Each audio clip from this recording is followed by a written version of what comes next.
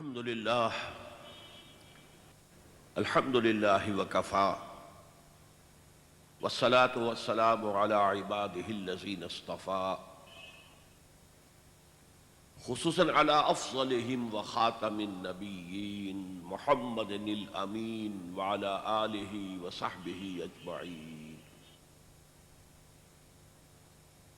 اما بعد فقد قال اللہ تبارک وتعالی كما ورد في سورة النساء اعوذ باللہ من الشیطان الرجیم بسم اللہ الرحمن الرحیم ان المنافقین فی الدرک الاسفل من النار. وقال عز وجل كما ورد في سورة التوبہ سواء علیہم استغفرت لهم ام لم تستغفر لهم ان تستغفر لهم 70 مرة فلن يغفر الله لهم. صدق اللہ العظیم. رب اشرح لي صدری ويسر لي امری واحلل عقدۃ من لسانی یفقہوا قولی. اللہم ربنا الہمنا رشدنا واعذنا من شرور انفسنا. اللہم ارنا الحق حقا وارزقنا اتباعہ وارنا الباطل باطلا وارزقنا اجتنابہ. آمین یا رب العالمین. نفاق کی حقیقت کے ضمن میں سب سے پہلے ایک لغوی بحث ہو جائے کہ یہ لفظ بنا کہاں سے ہے، اس کی روٹ کیا ہے، اس کی اصل کیا ہے. نفقن کہتے ہیں عربی زبان میں سرنگ کو. سرنگیں پچھلے زمانے میں بنائی جاتی تھیں. ایک شہر ہے، بہت بڑا قلعہ ہے، اس کے گرد فصیل ہے، پھر اس میں بادشاہ کا یا گورنر کا محل ہے. اب اگر کوئی غنیم حملہ کرتا ہے، وہ فصیل کے اندر بھی دراڑیں ڈال کر شہر میں داخل ہو گیا اور اب وہ محل کی طرف آگے بڑھ رہا ہے، تو اس بادشاہ کے لیے یا اس گورنر کے لیے اب بچاؤ کا راستہ کون سا ہے؟ سرنگیں کھودی ہوتی تھی جو محل سے شروع ہو کر زیر زمین چلتے چلتے باہر جا کر کہیں 2-3 میل کے فاصلے پر کھلتی تھی. یہ تحفظ کا ذریعہ تھا کہ جب یہ معلوم ہو کہ ہمارے ڈیفنسز شیٹر ہو گئے ہیں، اب جان بچانے کے لیے ظاہر بات ہے دروازے کی طرف تو نہیں جا سکتے، ادھر تو غنیم کا قبضہ ہے، تو یہ زیر زمین سرنگ کے ذریعے سے پھر بھاگ کر جان بچائی جاتی تھی. گویا کہ اس میں اصلاً تحفظ ذات پیش نظر تھا. اسی طرح نافقہ کہتے تھے عربی زبان میں گوہ کے بل کو. گوہ ایک جانور ہے جو زمین کے اندر بھٹ بناتا ہے اور اس بھٹ کے 2 راستے رکھتا ہے، ایک ادھر سے ایک ادھر سے. اس کا شکار اہل عرب کرتے تھے شکاری کتوں سے. اب اگر کسی کتے نے ادھر سے داخل ہونے کی کوشش کی تو گوہ دوسرے دروازے سے نکل کر بھاگ جاتا تھا، اگر ادھر سے آیا تو اس دروازے سے نکل کر بھاگ جاتا تھا. تو اس اعتبار سے تحفظ ذات جو ہے وہ اصل میں ان دونوں الفاظ کے اندر جو اس کی بنیادی روح ہے وہ اس میں مثمر ہے. اسی لیے ایسے انسان کو منافق کہا جاتا ہے، 2 منہ، کہ ان سے ملتا ہے تو کچھ اور کہہ رہا ہے، ان سے ملتا ہے تو کچھ اور کہہ رہا ہے. ان کے پاس جاتا ہے تو ان کے ساتھ دوستی گانٹتا ہے، ان کے مخالفوں کے پاس جاتا ہے تو ان کے ساتھ بھی اپنے گڈ باکس کے اندر رکھنا چاہتا ہے. یہ ہے اصل میں نفاق. اب نفاق کی بہت سی مختلف طرز کی تقسیمیں کی گئی ہیں نفاق کی حقیقت کو سمجھانے کے لیے. ایک ہے عقیدے کا نفاق، انسان جان بوجھ کر دھوکہ دے رہا ہو. اپنے بچاؤ کے لیے۔ ایک ہے عمل کا نفاق،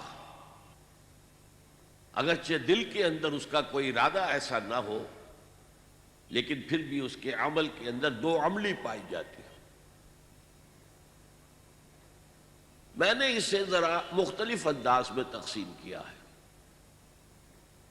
ایک ہے شعوری نفاق، جبکہ منافق کو معلوم ہوتا ہے کہ میں منافق ہوں، میں مسلمان نہیں ہوں، مومن نہیں ہوں۔ اور ایک غیر شعوری نفاق ہوتا ہے جس میں منافق اپنے آپ کو مسلمان سمجھتا ہے، وہ دوسروں کو سمجھتا ہے کہ وہ غلط راستے پر جا رہے ہیں، میں تو مسلمان ہوں اور میں تو صاحب ایمان ہوں، اور حقیقت میں وہ منافق ہے۔ تو ایک شعوری نفاق ہے اور ایک غیر شعوری نفاق ہے۔ اس شعوری نفاق کے لیے دو مثالیں میں آپ کو دے سکتا ہوں۔ ایک تو خود قرآن مجید ہے، سورہ آل عمران میں یہودیوں کی ایک سازش کا تذکرہ ہوا۔ انہوں نے جب دیکھا کہ جو شخص مسلمان ہو جاتا ہے پھر چاہے کتنی ہی تکلیفیں آ جائیں وہ واپس نہیں آتا، اس سے ایک ساکھ قائم ہو گئی تھی اسلام اور ایمان کی۔ یہ کوئی ایسی شے ہے جو انسان کو اتنا گہرا اطمینان، اتنی گہری خوشی عطا کرتی ہے کہ پھر وہ اسی کا ہو رہتا ہے، اسے کسی طرح بھی، کسی ترتیب سے، کسی ترکیب سے واپس کلیم نہیں کیا جا سکتا۔ تو اس ساکھ کو ختم کرنے کے لیے انہوں نے سازش کی۔ وَقَالَ طَائِفَةٌ مِّنْ أَهْلِ الْكِتَابِ آمنوا بالذی انزل علی الذین آمنوا وجہ النہار واکفروا آخرہ لعلہم یرجعون۔ اہل کتاب کے ایک گروہ نے یہ سازش کی کہ ایسا کرو، جو چیز اہل ایمان پر نازل کی گئی ہے یعنی قرآن مجید، اس پر ایمان کا اعلان کر دو صبح کے وقت۔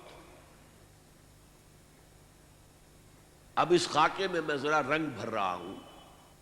صبح کو ایمان کا اعلان کیا اور اکثر وقت اب دن کا حضور کی صحبت میں گزار رہے ہیں، بڑے ادب کے ساتھ پوز کر رہے ہیں کہ ہم مسلمان ہو گئے، مومن ہو گئے۔ حضور بھی تواضع تو آپ کے مزاج میں تھا ہی، خاص طور پر نو مسلم لوگ اور یہودی مسلمان ہو گئے ہوں تو حضور کی نگاہ میں ان کی قدر ہوتی تھی۔ شام کو انہوں نے اعلان کر دیا، جی ہم نے دیکھ لیا، جا کے قریب جا کر دیکھ لیا، کچھ نہیں، یہ تو سب دور کے ڈھول سہانے ہیں، ہم تو واپس جا رہے ہیں، یہودی ہو رہے ہیں۔ وَقَالَتْ طَائِفَةٌ مِّنْ أَهْلِ الْكِتَابِ آمِنُوا بِالَّذِي أُنزِلَ عَلَى الَّذِينَ آمَنُوا وَجْهَ النَّهَارِ، صبح کے وقت ایمان کا اعلان کرو، وَاكْفُرُوا آخِرَهُ، اور دن کے آخر میں شام کو، رات کو تم لوٹ آؤ، کفر کرو، لعلہم یرجعون، اس سے توقع ہے کہ ان میں سے بھی کچھ لوگ ٹوٹیں گے، سوچیں گے نا، سادہ دل لوگ سوچیں گے بھئی بڑے عالم لوگ تھے یہ یہود کے، اور بڑے خلوص کے ساتھ آئے تھے اور سارا دن بڑے ادب کے ساتھ حضور کی صحبت میں رہے ہیں، تو یہ جو اب واپس پھر گئے تو کچھ نہ کچھ تو دیکھا ہوگا نا انہوں نے۔ تو ڈگمگانے کا معاملہ، چونکہ وہاں کمزور ایمان والے موجود تھے مدینہ منورہ میں،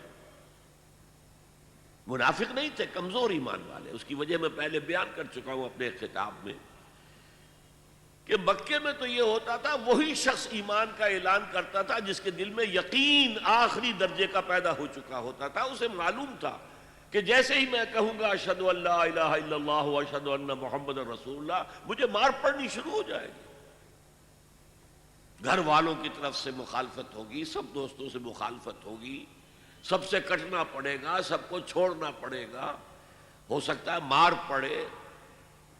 لہذا جس شخص کے دل میں پختہ یقین پیدا ہو جاتا تھا وہی جرأت کرتا تھا زبان سے کلمہ شہادت ادا کرنے کی۔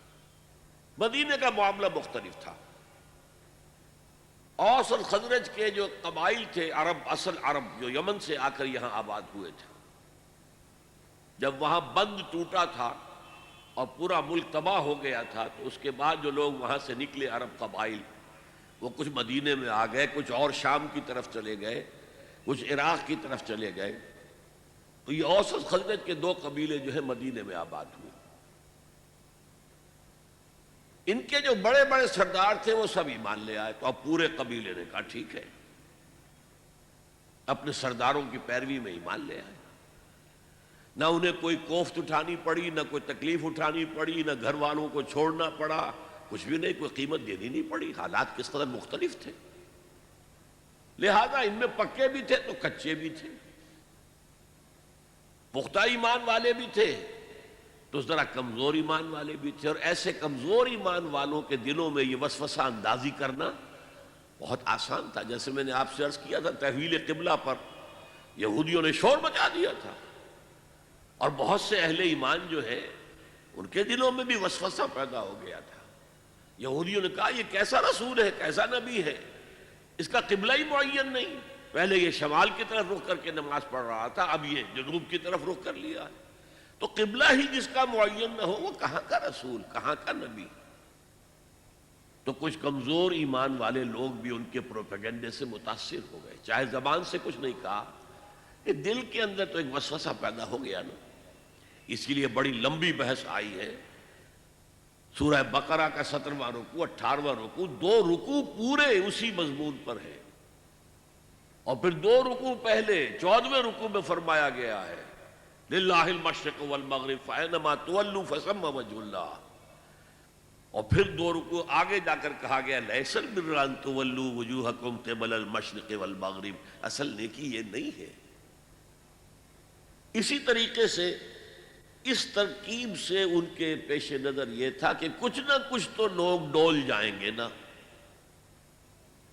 کچھ نہ کچھ لوگوں کے دلوں کے اندر تو یہ احساس ہوگا بھئی یہ لوگ آئے تھے بڑی شرافت کے ساتھ، اور یہ لوگ یہود کے علماء میں سے ہیں، یہ ایمان لائے اور یہ کس قدر ادب کے ساتھ حضور کی صحبت میں رہے. اب شام کو انہوں نے جو کفر کا اعلان کیا، واپس ہم تو یہودیت کی طرف جا رہے ہیں، آخر کچھ تو ہوگا نا جو انہوں نے دیکھا ہوگا.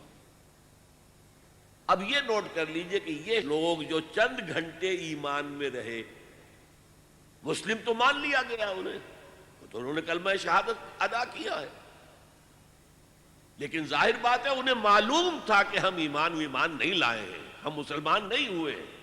They knew it کہ یہ تو ہمارا فراڈ ہے، یہ تو ہماری ایک تدبیر ہے تاکہ مسلمانوں کو ہلائیں. اسی طرح کی ایک مثال ہو سکتی ہے، اور ایسا واقعہ ہوا بھی ہے پاکستان میں. کوئی غیر ملکی جاسوس آتا ہے، وہ ختنہ بھی کرا کے آتا ہے، داڑھی رکھ کر آتا ہے، نماز یاد کر کے آتا ہے، اور وہ آ کر کسی بارڈر کے قریب کسی گاؤں میں امام بن جاتا ہے مسجد کا. جی میں خدمت کرنا چاہتا ہوں اسلام کی، میں آپ سے کوئی تنخواہ بھی نہیں لوں گا، بس اسلام کی خدمت پیش نظر ہے.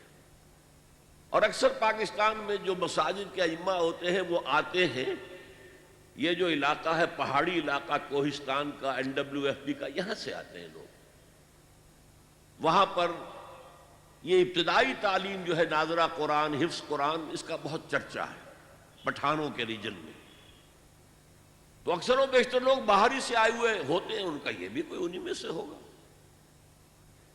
اب وہ وہاں پر ایک جاسوس کی حیثیت سے رہا اور کئی سال مسجد کا امام بنا رہا، اور چھپا ہوا اس کے پاس جو ہے ٹرانسمیٹر اس کے حجرے میں موجود تھا، اور وہ اطلاعات دے رہا تھا. ظاہر ہے اسے معلوم ہے میں اسلام نہیں لایا، میں ایمان نہیں لایا، میں تو صرف جاسوسی کے مقصد کے لیے مسلمان بنا ہوں. تو یہ ہے شعوری نفاق، جس کو کہ انسان جانتا ہے، خود متنبہ ہے کہ میں نہ مومن ہوں نہ مسلم ہوں، میں منافق ہوں. اس کے برعکس دور نبوت کے دوران ہم جتنا نفاق دیکھتے ہیں وہ غیر شعوری نفاق تھا اکثر و بیشتر. اس کا پس منظر کیا ہے؟ ایک شخص تک اسلام کی دعوت پہنچی، اس کے دل نے گواہی دی ہاں یہ حق ہے، اس کی فطرت کے اندر اس کی طرف کشش پیدا ہو گئی. یا پورا قبیلہ ایمان لے آیا، وہ بھی ایمان لے آیا، کوئی دھوکہ دینے کی نیت نہیں تھی، منافق نہیں تھا، ایمان لایا تھا. لیکن اب مختلف قسم کے لوگ ہیں. کچھ لوگ تو وہ ہوتے ہیں جو کسی شے کو اختیار کرتے ہیں تو ہرچہ باد آباد، اب جو ہو سو ہو. ماں کشتی درا بنداختیم، اب ہم نے اپنی کشتی جو ہے سمندر میں ڈال دی ہے، اب جو ہو سو ہو.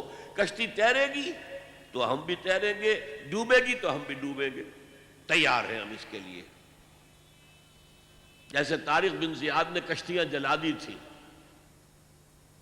جب کشتیاں جلا دی لوگوں نے کہا یہ تم نے کیا کیا، واپسی کا راستہ ہی ختم کر دیا. میں نے کہا میں یہی چاہتا ہوں تمہارے دل میں خیال تک نہ رہے کہ واپس جا سکتے ہیں ہم.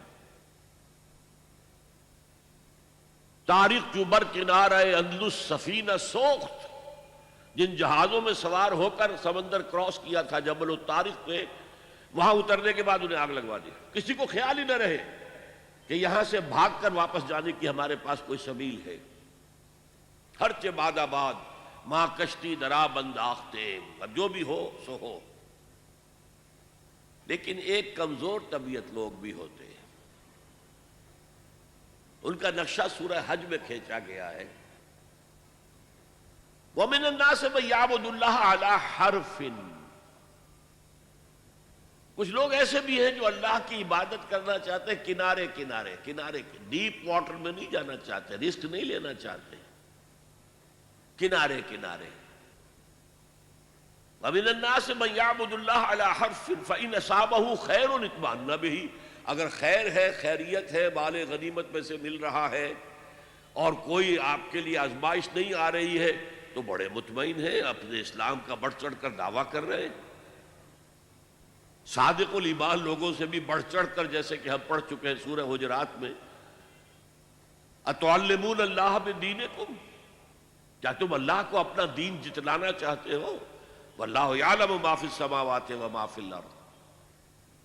میں نے اس وقت آپ کو بتایا تھا ہریانے کی زبان کا ایک محاورہ، تھوتھا چنا باجے گھنا. وہ چنا جس کو اندر سے کیڑا کھا چکا ہو، اوپر جو چھلکا تو ہے اندر کچھ نہیں ہے، اس میں آواز زیادہ ہوتی ہے، کھنکتا ہے، جیسے خالی برتن کھنکتا ہے. ایسے ہی وہ لوگ کہ جن کے اندر ایمان نہیں تھا وہ زیادہ کھنکتے تھے، زیادہ جو ہے اپنا احسان جتاتے تھے، ہم تو لڑے بھیڑے بغیر ایمان لے آئے. تو یہی حال المنافقین کا تھا. جب ان کے سامنے اب تقاضے آئے، مطالبے آئے، اچھا بھائی ایمان لائے ہو تو اب نکلو اللہ کی راہ میں، جان ہتھیلی پر رکھو، آؤ، قتال کا مرحلہ شروع ہو چکا. اب یہ ذرا پیچھے کو ہٹتے تھے. اسے ارتداد کہتے ہیں. ارتداد ایک تو یہ ہے کہ کھلم کھلا کوئی شخص اسلام کو چھوڑ کر مرتد ہو گیا، عیسائی ہو گیا یا کچھ اور ہو گیا، مرتد. ایک ارتداد ہے پیچھے پسپائی اختیار کرنا، قدم بہ قدم پیچھے ہٹنا. یا اگر وقت آیا ہے کہ حضور نے کہا بھائی اب ایک ایسی ضرورت ہے اور ایسی مہم درپیش ہے جس کے لیے مال کی ضرورت ہے، تو آؤ اب انفاق کرو، خرچ کرو اللہ کی راہ میں. ان دونوں سے ان کی جان جاتی تھی. اب اگر تو ان میں صرف ضعف ایمان تھا، ایمان کی کمزوری تھی، تو اگر تقصیر ہو جاتی تھی، کوتاہی ہوتی تھی، تو وہ اس کا اعتراف کرتے تھے اور حضور کے پاس آ کر کہتے تھے حضور ہم سے غلطی ہو گئی، ہم نہیں جا سکے آپ کے ساتھ مہم پر، آپ ہمارے لیے استغفار کریں اللہ سے.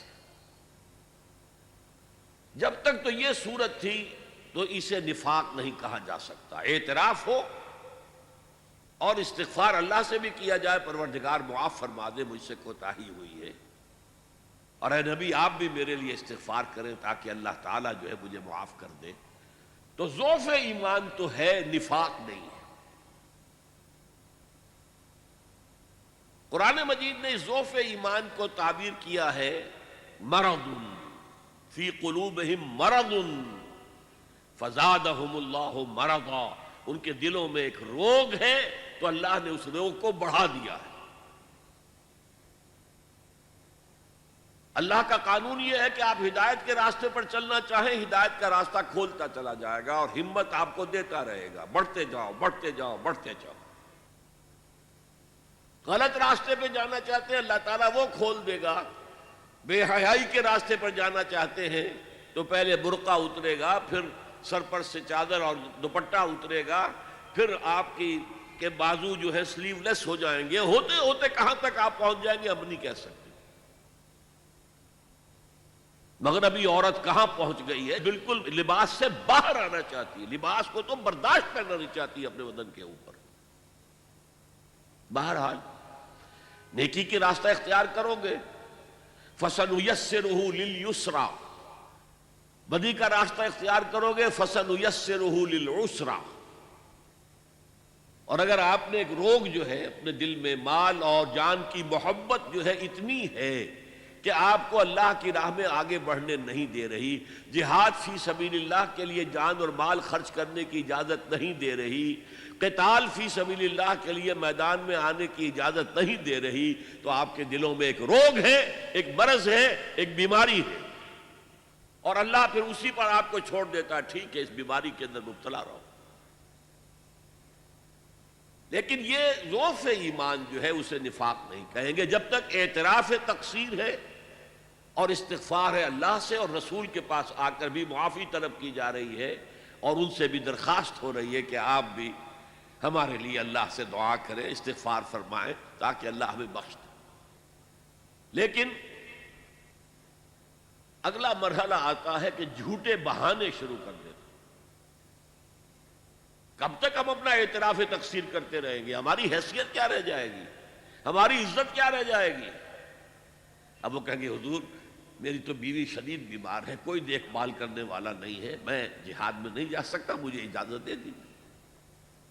اور حضور یہ جاننے کے باوجود کہ یہ شخص جھوٹ بول رہا ہے، آپ کہتے ہیں ٹھیک ہے جائیے.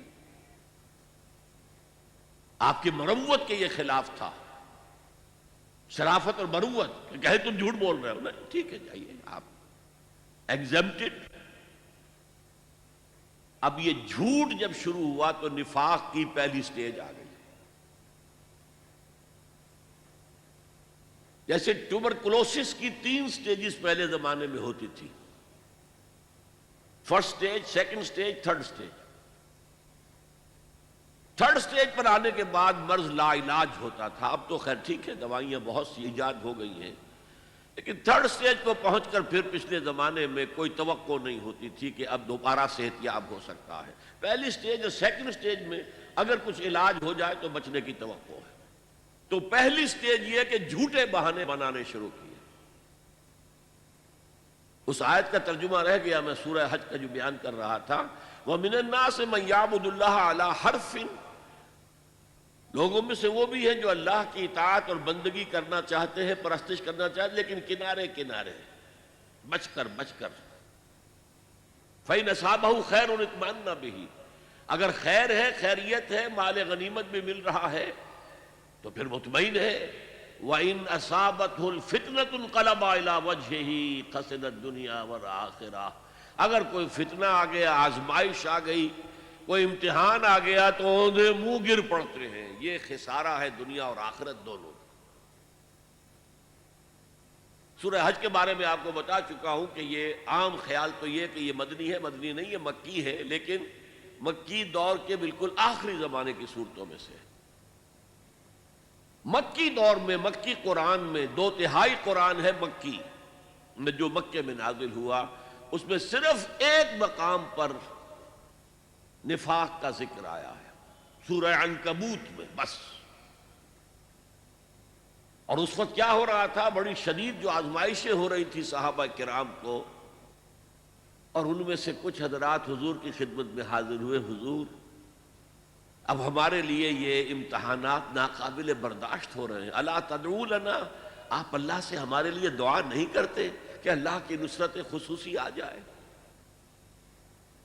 حضرت خباب بن الارت نے اپنے کمر سے کرتا اٹھا کر دی، حضور دیکھیے میری پوری کمر جلی ہوئی ہے، مجھے دہکتے ہوئے انگاروں پر لٹایا گیا ہے، میری کمر کی کھلڑی کھال یہ جلی ہے، اور پھر پیٹھ پر چربی ہوتی ہے وہ پگھلی ہے، تو اس سے وہ انگارے جو ہیں وہ ٹھنڈے پڑے. حضور نے جواب دیا، خدا کی قسم تم جلدی بچا رہے ہو، تم سے پہلے تو امتوں کے ساتھ ایسا بھی ہوا جو ایمان والے تھے کہ انہیں زندہ آگ میں جلا دیا گیا، یا ان کو زمین میں گاڑ کر آدھا دھڑ زمین میں گڑا ہوا ہے اور اوپر سر کے اوپر آری رکھ کے چیرنا شروع کیا، دو حصوں میں بانٹ دیا، یہ بھی ہوا ہے۔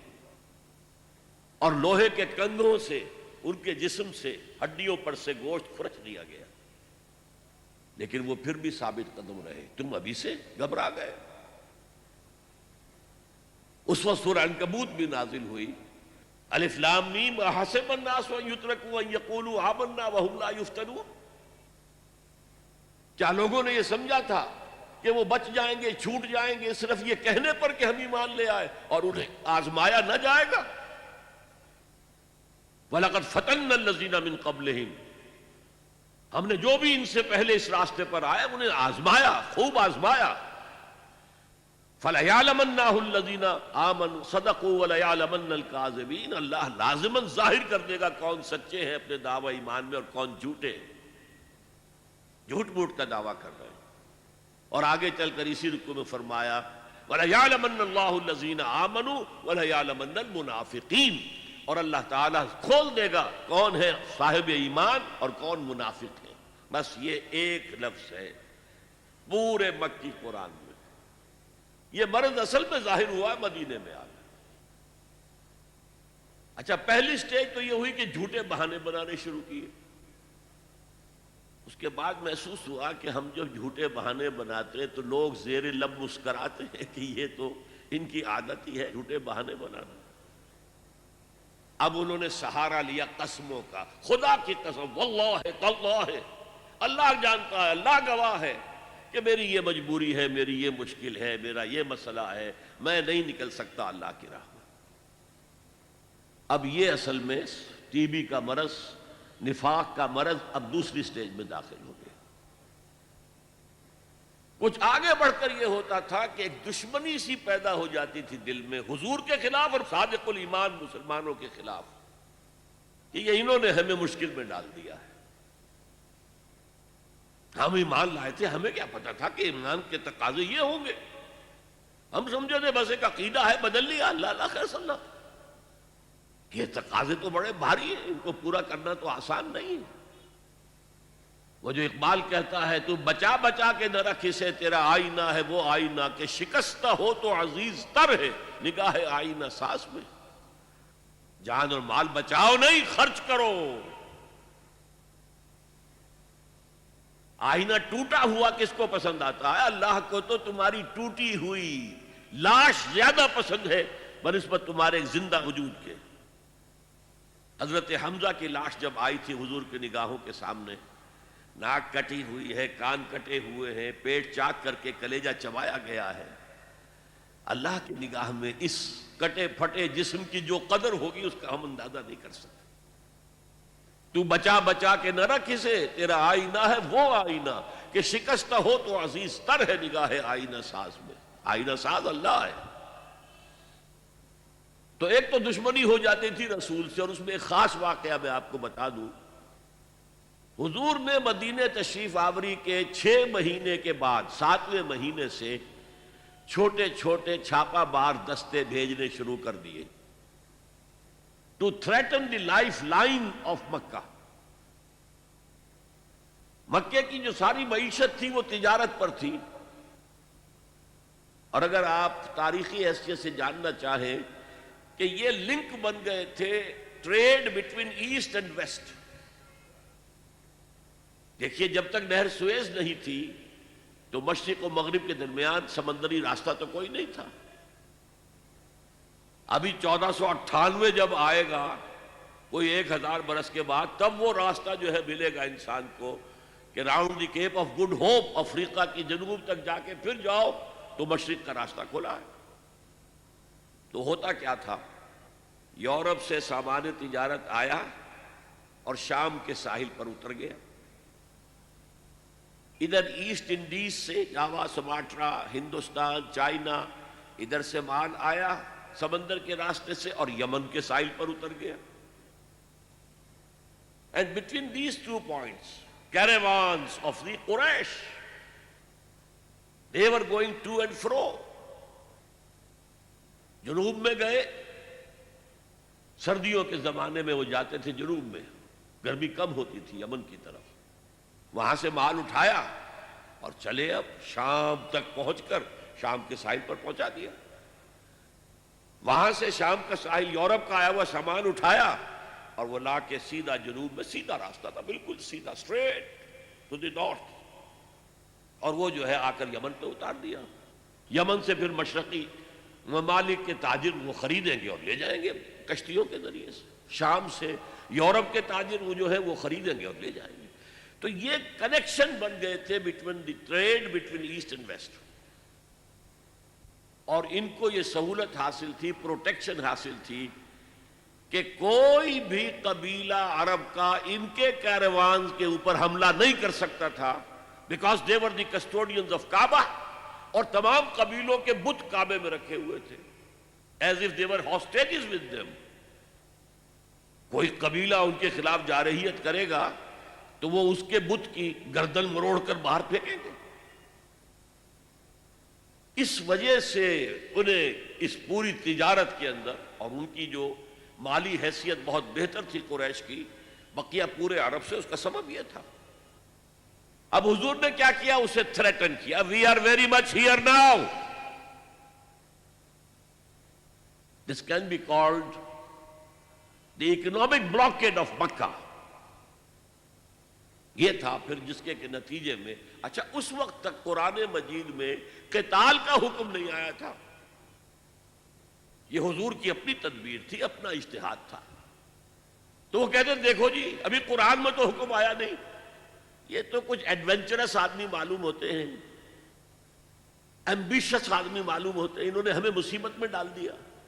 پھر ان کا کہنا یہ تھا کہ بھائی دعوت سے، تبلیغ سے، نصیحت سے، ٹھنڈی ٹھنڈی باتوں سے اپنی بات پھیلاؤ، یہ کیا چھیڑنا قریش کو کہ پھر جنگوں کا آغاز ہو جائے۔ اندر تو تھی اپنی بزدلی، لیکن اس کے اوپر ردے چڑھ رہے تھے فلسفے کے۔ جیسے ہم کہتے ہیں کہ اگر کسی کو گڑ دے کر مارا جائے تو زہر ضرور دینا ہے، تو اس اعتبار سے وہ حضور سے بھی اپنے دل میں عداوت محسوس کرنے لگے۔ اور یہ جو مسلمان ہیں، یہ فینیٹکس، یہ پاگل، یہ جذباتی لوگ، یہ نہ دائیں دیکھتے نہ بائیں دیکھتے ہیں، نہ سامنے کے خطرات نہ پیچھے کے حالات، نہ انہیں اپنے بیوی بچوں کا کوئی خیال ہے، کچھ بھی نہیں، اور یہ فوراً کھڑے ہو جاتے ہیں، چل پڑتے ہیں، فوراً لبیک کہتے ہیں۔ جب یہ لبیک کہتے ہیں تو ہم نمایاں ہو گئے نا، اگر سب بیٹھے رہتے تو ہم بھی انہی میں شامل رہتے۔ اس وجہ سے پھر وہ عداوت کا درجہ ان کے اندر پیدا ہو گیا۔ یہ تھرڈ سٹیج ہے ٹیوبرکلوسس کی۔ نفاق جب اس درجے کو پہنچ جاتا تھا تو اب اس کے علاج کا کوئی امکان نہیں تھا۔ یہ ہے غیر شعوری نفاق، وہ اپنے آپ کو مسلمان سمجھتے تھے، مسلح سمجھتے تھے، تو یہ پھیلا رہے محمد اور اس کے ساتھی صلی اللہ علیہ وسلم، خامخواہ چیلنج کر رہے ہیں قریش کو۔ یہ انداز جیسے کہ سورہ بقرہ کے دوسرے رکوع میں ہے، وَإِذَا قِيلَ لَهُمْ لَا تُفْسِدُوا فِي الْأَرْضِ قَالُوا إِنَّمَا نَحْنُ مُصْلِحُونَ۔ جب ان سے کہا جاتا تھا دیکھو اللہ کے دین کو قائم کرنے کے لیے ایک جمعیت فراہم ہوئی ہے، اس کے امیر محمد ہیں صلی اللہ علیہ وسلم، اور اب عالمی اصلاح کا ایک پروگرام پیش نظر ہے، تم اس جماعتی زندگی میں رکھنا ڈال رہے ہو تو گویا کہ فساد مچا رہے ہو۔ وہ کہتے نہیں ہم تو جی اصلاح چاہتے ہیں، مصلحین ہیں، یہ فساد تو تم مچا رہے ہو، جنگیں تم نے شروع کر دی ہیں، ہم تو کہتے ہیں کہ صلح کے ساتھ کام کرو اور دعوت و تبلیغ کے ذریعے سے، صرف اس مشنری زیل کے ذریعے سے اپنی بات کو پھیلاؤ۔ یہ تھے مدینے کے منافقین۔ اب چند باتیں میں اس نفاق کے ضمن میں اور عرض کر دوں۔ حضور نے فرمایا صلی اللہ علیہ وسلم نفاق کے بارے میں، ما خافہ الا مومن وما امنہ الا منافق۔ نفاق کا خوف رہتا ہے صرف صاحب ایمان کو، اور نفاق سے اپنے آپ کو محفوظ سمجھتا ہے صرف منافق۔ صاحب ایمان کو ہمیشہ اس فکر میں رہتے تھے ہم سے کوئی کمزوری ظاہر نہ ہو جائے، مال اور اولاد کی محبت کہیں ہمارے قدم نہ روک لے، کہیں اللہ کے ہاں ہمارا شمار منافقین میں نہ ہو جائے۔ کوئی چھوٹی سی تقصیر ہو گئی تو وہ بھی انہیں معلوم ہوتا تھا کہ جیسے پہاڑ ان کے سروں پر آ گیا ہے۔ حضور نے فرمایا کچھ لوگ ایسے ہوتے ہیں کہ اگر گناہ کر بیٹھتے ہیں تو ایسے محسوس کرتے ہیں کہ پہاڑ تلے آ گئے، اتنا بوجھ، اتنا احساس کے اوپر ثقل۔ اور کچھ لوگ ایسے ہوتے ہیں کہ بڑے سے بڑا گناہ کر کے بس اتنا سا احساس ہوتا ہے کہ ناک پر مکھی بیٹھ گئی کہ ہم نے یوں کیا اڑا دیا، بس اتنا احساس۔ وہ ضمیر نام کی اندر شے وہ بتاتی تو ہے تم نے غلط کام کیا، اس سے زیادہ نہیں، مکھی اڑا دی خلاص۔ تو ما امنہ الا منافق، نفاق سے اپنے آپ کو محفوظ اور مامون سمجھتا ہے صرف منافق۔ یہ غیر شعوری نفاق ہے نا، وہ نہیں جانتا کہ میں منافق ہوں، وہ تو کہتا ہے میں مسلم ہوں، میں محمد کے پیچھے نمازیں پڑھتا ہوں صلی اللہ علیہ وسلم، میں روزے رکھتا ہوں، اگرچہ طبیعت تو نہیں چاہتی لیکن کیا کروں، جبرن زکوٰۃ بھی دے دیتا ہوں تاکہ مسلمانوں میں شمار تو رہے۔ تو وہ تو اپنے آپ کو مسلمان سمجھتا تھا منافق۔ تو ما امنہ الا منافق وما خافہ الا مومن، مومن کو خوف رہتا ہے کہ کہیں میں نفاق کی سرحدوں کے اندر داخل نہ ہو جاؤں۔ یہی وجہ، دو واقعے سن لیجئے۔ ایک انصاری صحابی ہے حضرت حنظلہ رضی اللہ تعالی عنہ، ایک دفعہ گھر سے نکلے، عجیب کیفیت طاری تھی، نافق حنظلہ نافق حنظلہ نافق حنظلہ نافق حنظلہ تو منافق ہو گیا، حنظلہ تو منافق ہو گیا، حنظلہ تو منافق ہو گیا، ایک خاص کیفیت کے اندر کہے جا رہے ہیں۔ حضرت ابو بکر مل گئے راستے میں، کیا بات ہے حنظلہ، کیا کہہ رہے ہو، کیوں کہہ رہے ہو؟ کہا کہ میں محسوس کرتا ہوں جب میں حضور کی صحبت میں ہوتا ہوں تو میرے دل کی کیفیت کچھ اور ہوتی ہے، جب میں اپنے گھر بار میں آ گیا تو وہ کیفیت نہیں رہتی۔ یہی تو نفاق ہے۔ اب اگر حضرت ابو بکر چاہتے تو انہیں سمجھاتے کہ نہیں بھائی یہ نفاق نہیں ہے، لیکن انہوں نے حکمت سے دوسرا راستہ اختیار کیا، بھائی یہ حال تو میرا بھی ہے، حضور کی صحبت میں جب میں ہوتا ہوں تو واقعتاً ایمان کی کیفیت اور بلندی یا ایمان کی گہرائی وہ بالکل کسی اور شان کی ہوتی ہے۔ اور حضرت ابو بکر تاجر بھی تھے، جب میں اپنی دکان پر آ کر بیٹھتا ہوں تو پھر وہ کیفیت تو نہیں رہتی۔ تو چلو حضور سے پوچھتے ہیں۔ حضور کے پاس پہنچ گئے، حضور نے ساری بات سن کر کہا کہ حنظلہ یہ نفاق نہیں ہے، جو کیفیت تمہاری میری محفل میں ہوتی ہے یہ ہمیشہ نہیں رہ سکتی، اگر ہمیشہ رہے تو فرشتے تم سے تمہارے بستروں پر مسافہ کریں گے آ کر۔ فَإِنَّهَا يَا حَنْظَلَةُ سَاعَةً فَسَاعَةً، یہ کیفیت تو کبھی کبھی محسوس ہوتی ہے۔ اس طرح کا ایمان، اتنا گہرا ایمان، اتنا یقین والا ایمان، جیسے کہ ایک صحابی سے صبح کو فجر کے بعد حضور نے پوچھا، آپ کا معمول تھا یہ، فجر کے بعد تشریف فرما رہتے تھے، صحابہ ہیں، کچھ سوال جواب ہو رہے ہیں، حضور یہ بھی پوچھتے تھے کسی نے کوئی خواب دیکھا ہے وہ بیان کرے۔ تو ایک صحابی سے آپ نے پوچھا کیف اصبحت، کہ آج صبح کیسی ہوئی؟ عرض کیا اصبحت مومنا حقا یا رسول اللہ، اے اللہ کے رسول مجھے صبح ایک سچے مومن کی صبح نصیب ہوئی۔ اب یہ جواب بڑا غیر معمولی تھا، اصبحت مومنا حقا۔ آپ نے فرمایا لکل شیء صفت فما صفت ایمانک، ہر شے کی کوئی صفت ہوتی ہے جس کے حوالے سے وہ پہچانی جاتی ہے، تو تم جو دعویٰ ایمان کا کر رہے ہو تو تمہارے ایمان کی صفت کیا ہے، کیفیت کیا ہے؟ جواب دیا کانی انظر الی الجنہ وکانی انظر الی النار، میرے یقین کی کیفیت یہ ہے کہ جیسے کہ میں جہنم کو اپنی آنکھوں سے دیکھ رہا ہوں اور جنت کو اپنی آنکھوں سے دیکھ رہا ہوں۔ تو ایمان کی یہ گہرائی بھی ہوتی ہے، جیسے کہ اسی حدیث جبرائیل میں تیسرا سوال یہ تھا اخبرنی عن الاحسان، مجھے بتائیے کہ احسان کیا ہے، روحانیت کا بلند مقام کیا ہے، اسلام کیا ہے، جواب دے دیا آپ نے، ایمان کیا ہے، جواب دے دیا آپ نے، اب احسان بتائیے کیا ہے؟ فرمایا ان تعبد اللہ کانک تراہ فَإِن لَّمْ تَكُن تَرَاهُ فَإِنَّهُ يَرَاكَ۔ تم اللہ کی پرستش اور بندگی ایسے کرو گویا کہ تم اسے دیکھ رہے ہو اپنی آنکھوں سے، اور اگر یہ نہیں تو کم سے کم یہ محسوس ہوتا رہے کہ اللہ مجھے دیکھ رہا ہے، استحضار رہے۔ یہاں چونکہ جو روایت زیادہ مشہور ہے حضرت عمر فاروق سے رضی اللہ تعالیٰ عنہ، اس میں ہے تعبد اللہ۔ دوسری روایت میں ان تخشى اللہ کانک تراہ فإن لم تکن تراہ فإنہ یراک، تمہارے دل میں اللہ کی خشیت اتنی ہو جائے جیسے کہ تم اللہ کو دیکھ رہے ہو، اللہ کے حضور میں حاضر ہو۔ اور ایک میں آیا ہے ان تعمل للہ کانک تراہ فإن لم تکن تراہ فإنہ یراک، اللہ کے لیے بھاگ دوڑ، محنت، جد و جہد، جہاد، قتال اس کیفیت کے ساتھ کرو گویا کہ تم اللہ کو دیکھ رہے ہو، اور ورنہ کم سے کم یہ یقین رہے کہ اللہ تمہیں دیکھ رہا ہے۔ تو یہ احسان ہے۔ نافقہ حنظلہ اسی طریقے سے حضور جب واپس تشریف لا رہے تھے غزوہ تبوک سے، تو کچھ منافق مدینے کے ایک تنگ گھاٹی میں سے حضور کو گزرنا تھا، راستہ ایسا تھا جس میں ایک ہی اونٹ ایک وقت میں گزر سکتا تھا۔ انہوں نے اس کے آس پاس جو ہے اپنے آپ کو چھپا لیا، چھپ گئے، اور جب حضور کا اونٹ اس میں سے نکل رہا تھا حملہ کیا حضور کو قتل کرنے کے لیے۔ حضرت حذیفہ حضور کے باڈی گارڈ کی حیثیت سے اونٹ کے آگے آگے چل رہے تھے، انہوں نے مقابلہ کر کے سب کو بھگا دیا، انہوں نے ڈھاٹے باندھے ہوئے تھے، منہ چھپائے ہوئے تھے، پھر رات کا وقت تھا۔ جب وہ بھاگ گئے تو حضور نے فرمایا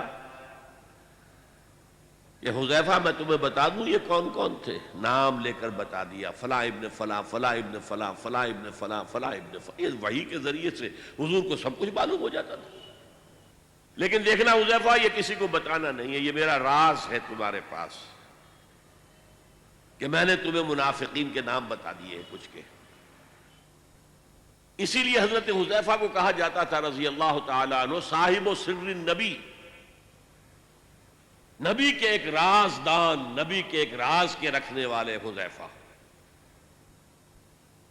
اب ایک مرتبہ حضرت عمر ان سے پوچھتے ہیں، اب غور کیجئے کہاں عمر، کہاں ان کا مقام، صحابہ میں نمبر 2،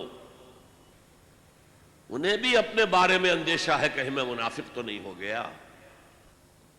پوچھتے انشدو کا یا حذیفہ، انشدو کا باللہ، میں تمہیں اللہ کی قسم دے کر، واسطہ دے کر تم سے پوچھتا ہوں کہ میرا نام تو ان میں نہیں تھا۔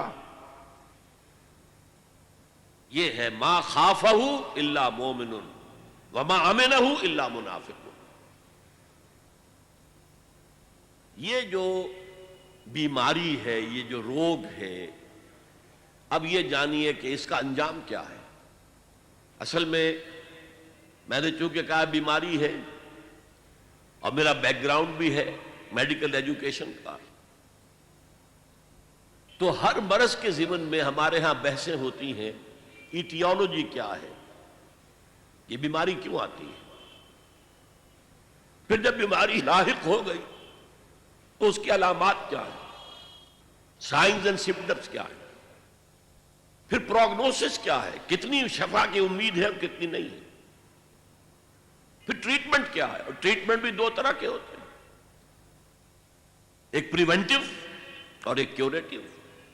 مرض سے بچا جائے، بچاؤ کی تدابیر، اور اگر مرض کی چھوت لگ گئی ہے تو پھر اس کا علاج۔ یہ جو منافقین کی بحث ہے اور نفاق کی بحث ہے، یہ بڑی تفصیل سے آئی ہے۔ سورہ بقرہ میں بھی ہے لیکن وہاں لفظ نفاق استعمال نہیں کیا گیا، رفتہ رفتہ رفتہ رفتہ اس کا جو پردہ چاک کیا گیا رفتہ رفتہ۔ سورہ بقرہ میں صرف یہ آیا ہے فی قلوبہم مرض فزادہم اللہ مرضا، کچھ سائنز اینڈ سمپٹمز بھی آ گئے۔ وَإِذَا لَقُوا الَّذِينَ آمَنُوا قَالُوا آمَنَّا وَإِذَا خَلَوْا إِلَىٰ شَيَاطِينِهِمْ قَالُوا إِنَّا مَعَكُمْ إِنَّمَا نَحْنُ مُسْتَهْزِئُونَ۔ جب وہ اہل ایمان سے ملتے کہتے ہم بھی ایمان لے آئے ہیں، ہم بھی صاحب ایمان ہیں، اور جب اپنے ان شیطانوں کے پاس جاتے ہیں، یہودی لیڈروں کے پاس، تو کہتے ہیں جی ہم تو آپ کے ساتھ ہیں، ہم ان سے تو صرف مذاق ہی کر رہے ہیں۔ اللہ یستہزئ بہم ویمدہم فی طغیانہم یعمہون، اصل میں اللہ ان سے مذاق کر رہا ہے اور انہیں ان کی سرکشی کے اندر آگے کھینچتا چلا جا رہا ہے۔ جیسا کہ میں نے کہا تھا، نیکی کا راستہ اختیار کرو گے اللہ اسے کھولتا چلا جائے گا، بدی کا اختیار کرو گے اللہ اس کو کھولتا چلا جائے گا، نفاق کا اختیار کرو گے اللہ اس کو کھولتا چلا جائے گا۔ تو سورہ بقرہ میں کہیں لفظ منافق یا نفاق نہیں آیا، آل عمران میں ایک جگہ آیا ہے، لیکن سورہ نساء میں بڑی مفصل بحثیں ان کی علامات اور سب سے بڑے ان کے 3 جو سبب تھے۔ اللہ کے رسول کی اطاعت بہت بھاری گزرتی تھی۔ اچھا جی، اللہ کا حکم تو ہم مانیں گے، لیکن ان کا کیوں مانیں؟ یہ بھی تو ہماری طرح کے انسان ہیں۔ اسی لیے انہوں نے کہا تھا قرآن میں تو ابھی حکم آیا نہیں قتال کا، انہوں نے خامخواہ شروع کر دیا۔ اس پر پھر سورہ محمد نازل ہوئی، جس کو سورہ قتال بھی کہتے ہیں۔ قتال کا حکم آ گیا، اب ان کی زبانیں چپ ہوئی، اب تو آ گیا، اب کیا کریں؟ جب وہ سورت اتری تو قرآن مجید میں اسی صورت میں ہے کہ آپ دیکھتے ہیں منافقین کو کہ اب ان کی آنکھیں ایسی پتھرا رہی ہیں جیسے کہ کوئی مرنے والے شخص کی آنکھیں پتھراتی ہیں، اب تو کوئی رہا ہی نہیں حضور۔ سورہ نساء میں بہت بحث ہے۔ پھر جہاد اور قتال سے بچنے والے وہ منافق ہیں، پھر جو ہجرت نہیں کرتے وہ منافق ہیں۔ مال و اولاد زیادہ پسند ہے، کیسے چھوڑ کر چلے جائیں؟ اہل و عیال زیادہ محبوب ہے، کیسے چھوڑ کر چلے جائیں؟ بہرحال سورہ نساء میں بڑی مفصل بحثیں، میں نے جو آیت تلاوت کی تھی، ان المنافقین فی الدرک الاسفل من النار، یہ منافق تو آگ کے سب سے نچلے طبقے میں ہوں گے۔ اللہ کا غضب اتنا کافروں پر نہیں بھڑکتا جتنا کہ منافقین پر بھڑکتا ہے، اور جتنا کہ ان مسلمانوں پر جو دعوے تو کرتے ہیں ایمان کے اور اللہ کی محبت اور رسول کے عشق کے اور عمل میں زیرو ہیں۔ لما تقولون ما لا تفعلون کبر مقتا عند اللہ ان تقولوا ما لا تفعلون۔ اگرچہ منافق نہیں ہے، لیکن بے عملی، اللہ اور اس کے رسول کے احکام سے سرتابی، کہاں اللہ پر ایمان کا دعویٰ، رسول پر ایمان کا دعویٰ، اور کہاں یہ کہ ان کے احکام کو پاؤں تلے رون دینا۔ پھر یہ سورہ مائدہ میں بھی بحثیں آئی ہیں، لیکن یہ بحثیں سورہ نور میں بھی ہیں، سورہ احزاب میں بھی ہیں، لیکن کلائمیکس پر یہ مضمون آپ کو ملے گا بہت تفصیل سے یہ ملے گا سورہ توبہ میں۔ اس لیے کہ آخری امتحان جو ہوا تھا ان ایمان کے دعوے داروں کا، وہ غزوہ تبوک کے وقت تھا، جسے کہا گیا تھا جیش العسرہ۔ قحط کا عالم تھا، اب فصل کھجور کی تیار تھی، اگر اب چلے جاتے ہیں تو کون اتارے گا؟ کھجور کی فصل عورتوں کا کام تو نہیں ہے کہ اتار سکیں، فصل جو ہے گل سڑ جائے گی درختوں کے اوپر ہی، تو گویا کہ قحط در قحط کا معاملہ ہوگا۔ پھر شدید گرمی ہے، طویل لمبا سفر ہے، تو اس میں ظاہر بات ہے کہ منافقین کا نفاق بالکل واضح ہو گیا۔ آ کر جھوٹی قسمیں کھائیں، اپنے آپ کو ایگزپٹ کرایا، بعض مسلمانوں سے بھی کوتاہی ہو گئی۔ حضرت کعب ابن مالک اور 2 ان کے ساتھی، بڑا مفصل ان کا معاملہ جو ہے قرآن مجید میں تو اجمالاً مذکور ہے، حدیث بخاری میں بڑی تفصیل سے انہوں نے صاف جا کر اعتراف کر دیا، حضور زبان ہمارے پاس بھی ہے، جھوٹے قسمیں ہم بھی کھا سکتے ہیں، لیکن آج ہم آپ سے اجازت حاصل کر بھی لیں گے، آپ کو راضی کر بھی لیں گے، تو قیامت کے دن اللہ کے سامنے کیسے اپنے جھوٹ کو چھپائیں گے؟ لہذا مان لیا، انہیں سزا بھی دی گئی، 50 روز کا مقاطعہ، بائیکاٹ، کوئی ان سے بات نہ کرے، یہاں تک کہ ان کی بیویاں ان سے بات نہ کریں۔ بہرحال سورہ توبہ کے اندر پھر وہ آیت آئی ہے، یہ پروگنوسس کے اعتبار سے عرض کر رہا ہوں۔ سورہ نساء میں ان المنافقین فی الدرک الاسفل من النار، اور سورہ توبہ میں سواء علیہم استغفرت لہم ام لم تستغفر لہم، اے نبی ان کے حق میں برابر ہے آپ ان کے لیے استغفار کریں یا نہ کریں، ان تستغفر لہم 70 مرۃ فلن یغفر اللہ لہم، اگر آپ ان کے لیے 70 مرتبہ بھی استغفار کریں گے تب بھی اللہ انہیں نہیں بخشے گا۔ یہ ہے پروگنوسس، یہ ہے اس کی ہلاکت خیزی،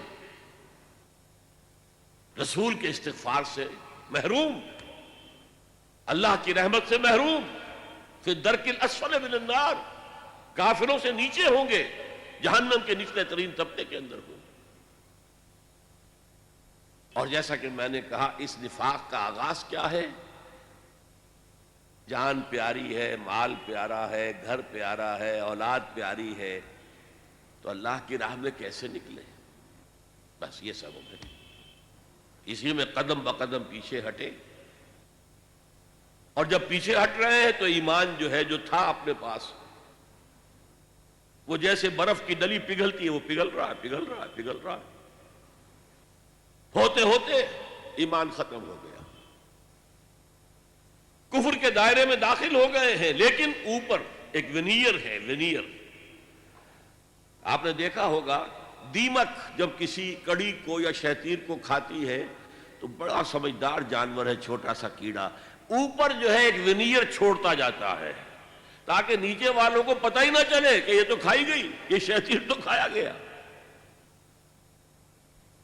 اسی طریقے سے ایمان کھایا گیا، ختم ہو گیا، نکل گیا۔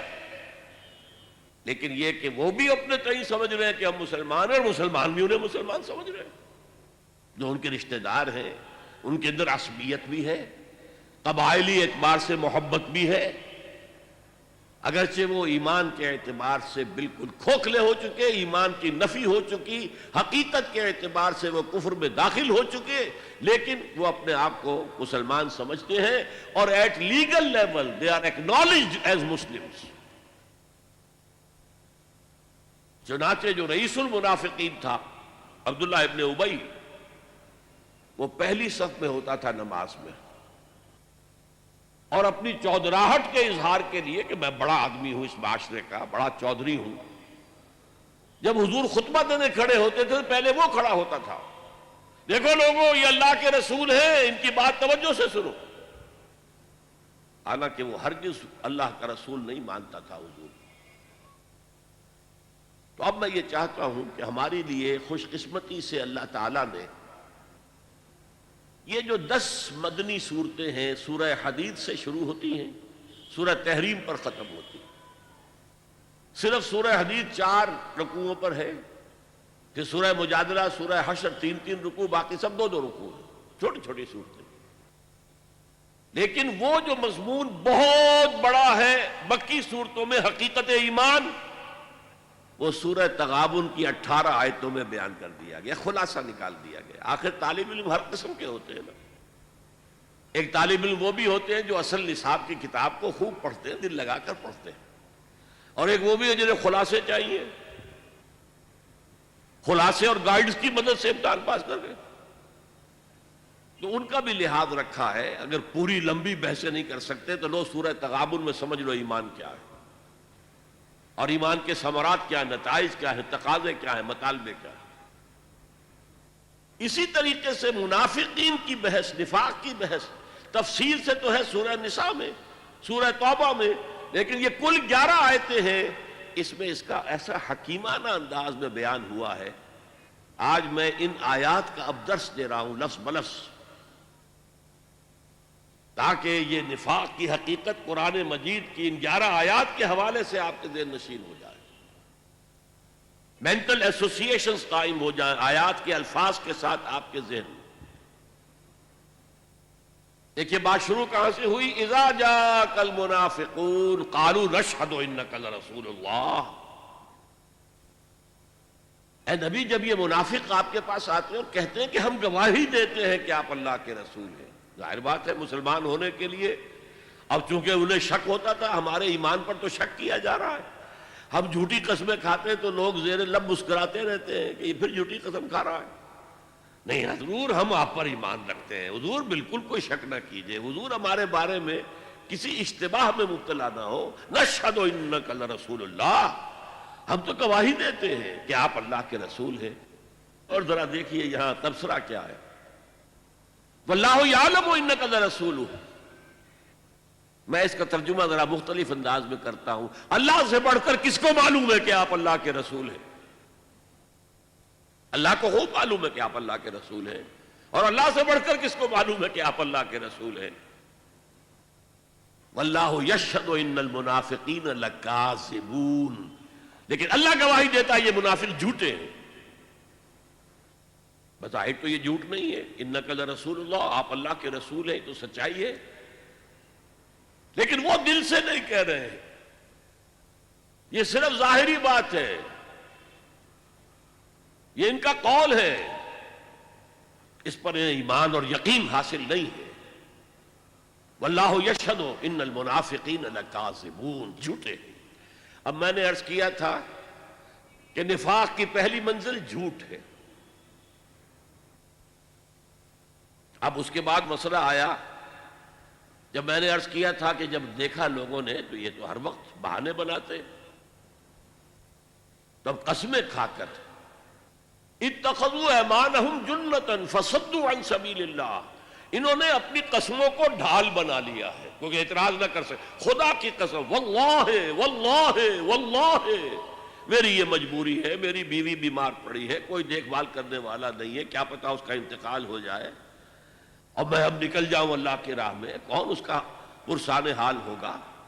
تو قسموں کو انہوں نے ڈھال بنا لیا۔ اب کیا کہیں ایک شریف اور بامروت انسان، کیا کہ تم جھوٹ بول رہے ہو، جھوٹ قسم کھا رہے ہو، اچھا بھائی جیسا تم کہہ رہے ہو ٹھیک ہے۔ تو انہوں نے گویا کہ جو تقاضا تھا اللہ کی راہ کا، جو اللہ کی راہ میں نکلو، انفاق کرو، خرچ کرو اور اللہ کی راہ میں جان ہتھیلی پر رکھ کر نکل آؤ، تو اس سے روکا اپنے آپ کو، جیسے تلوار کے وار سے آپ ڈھال کے ذریعے روکتے ہیں، اپنے آپ کو بچاتے ہیں۔ اتخذوا ایمانہم، یمین قسم، انہوں نے اپنی قسموں کو ڈھال بنا لیا ہے۔ فصدوا عن سبیل اللہ، ترجمہ بہت ٹھیک کیا گیا تھا۔ صدہ یا سدو کے دو معنی ہیں، خود بھی رک جانا، دوسروں کو بھی روکنا۔ اللہ کے راستے سے خود بھی رک گئے، دوسروں کو بھی روکتے ہیں۔ ان سے بھی کہتے تھے بھائی تمہاری مت ماری گئی ہے، قالوا لا تنفروا فی الحر، اس گرمی میں نکل رہے ہو، شام کا سفر کرنا، تبوک جانا، حضور نے اعلان کر دیا تھا۔ عام اپنے غزوات کے جو آپ کی عام عادت تھی اس کے برعکس عام طور پہ یہ تھا کہ آپ چھپاتے تھے کہ کہاں جانا ہے، جیسے کہ ایک حدیث بھی ہے، استعینوا علی حوائجکم بالکتمان، اپنی ضرورتوں پر جو ہے پردہ ڈال کر، چھپا کر اللہ کی مدد حاصل کرو۔ لیکن یہاں آپ نے ڈکلیئر کر دیا تھا تبوک جانا ہے اور سلطنت روما سے ٹکراؤ ہے۔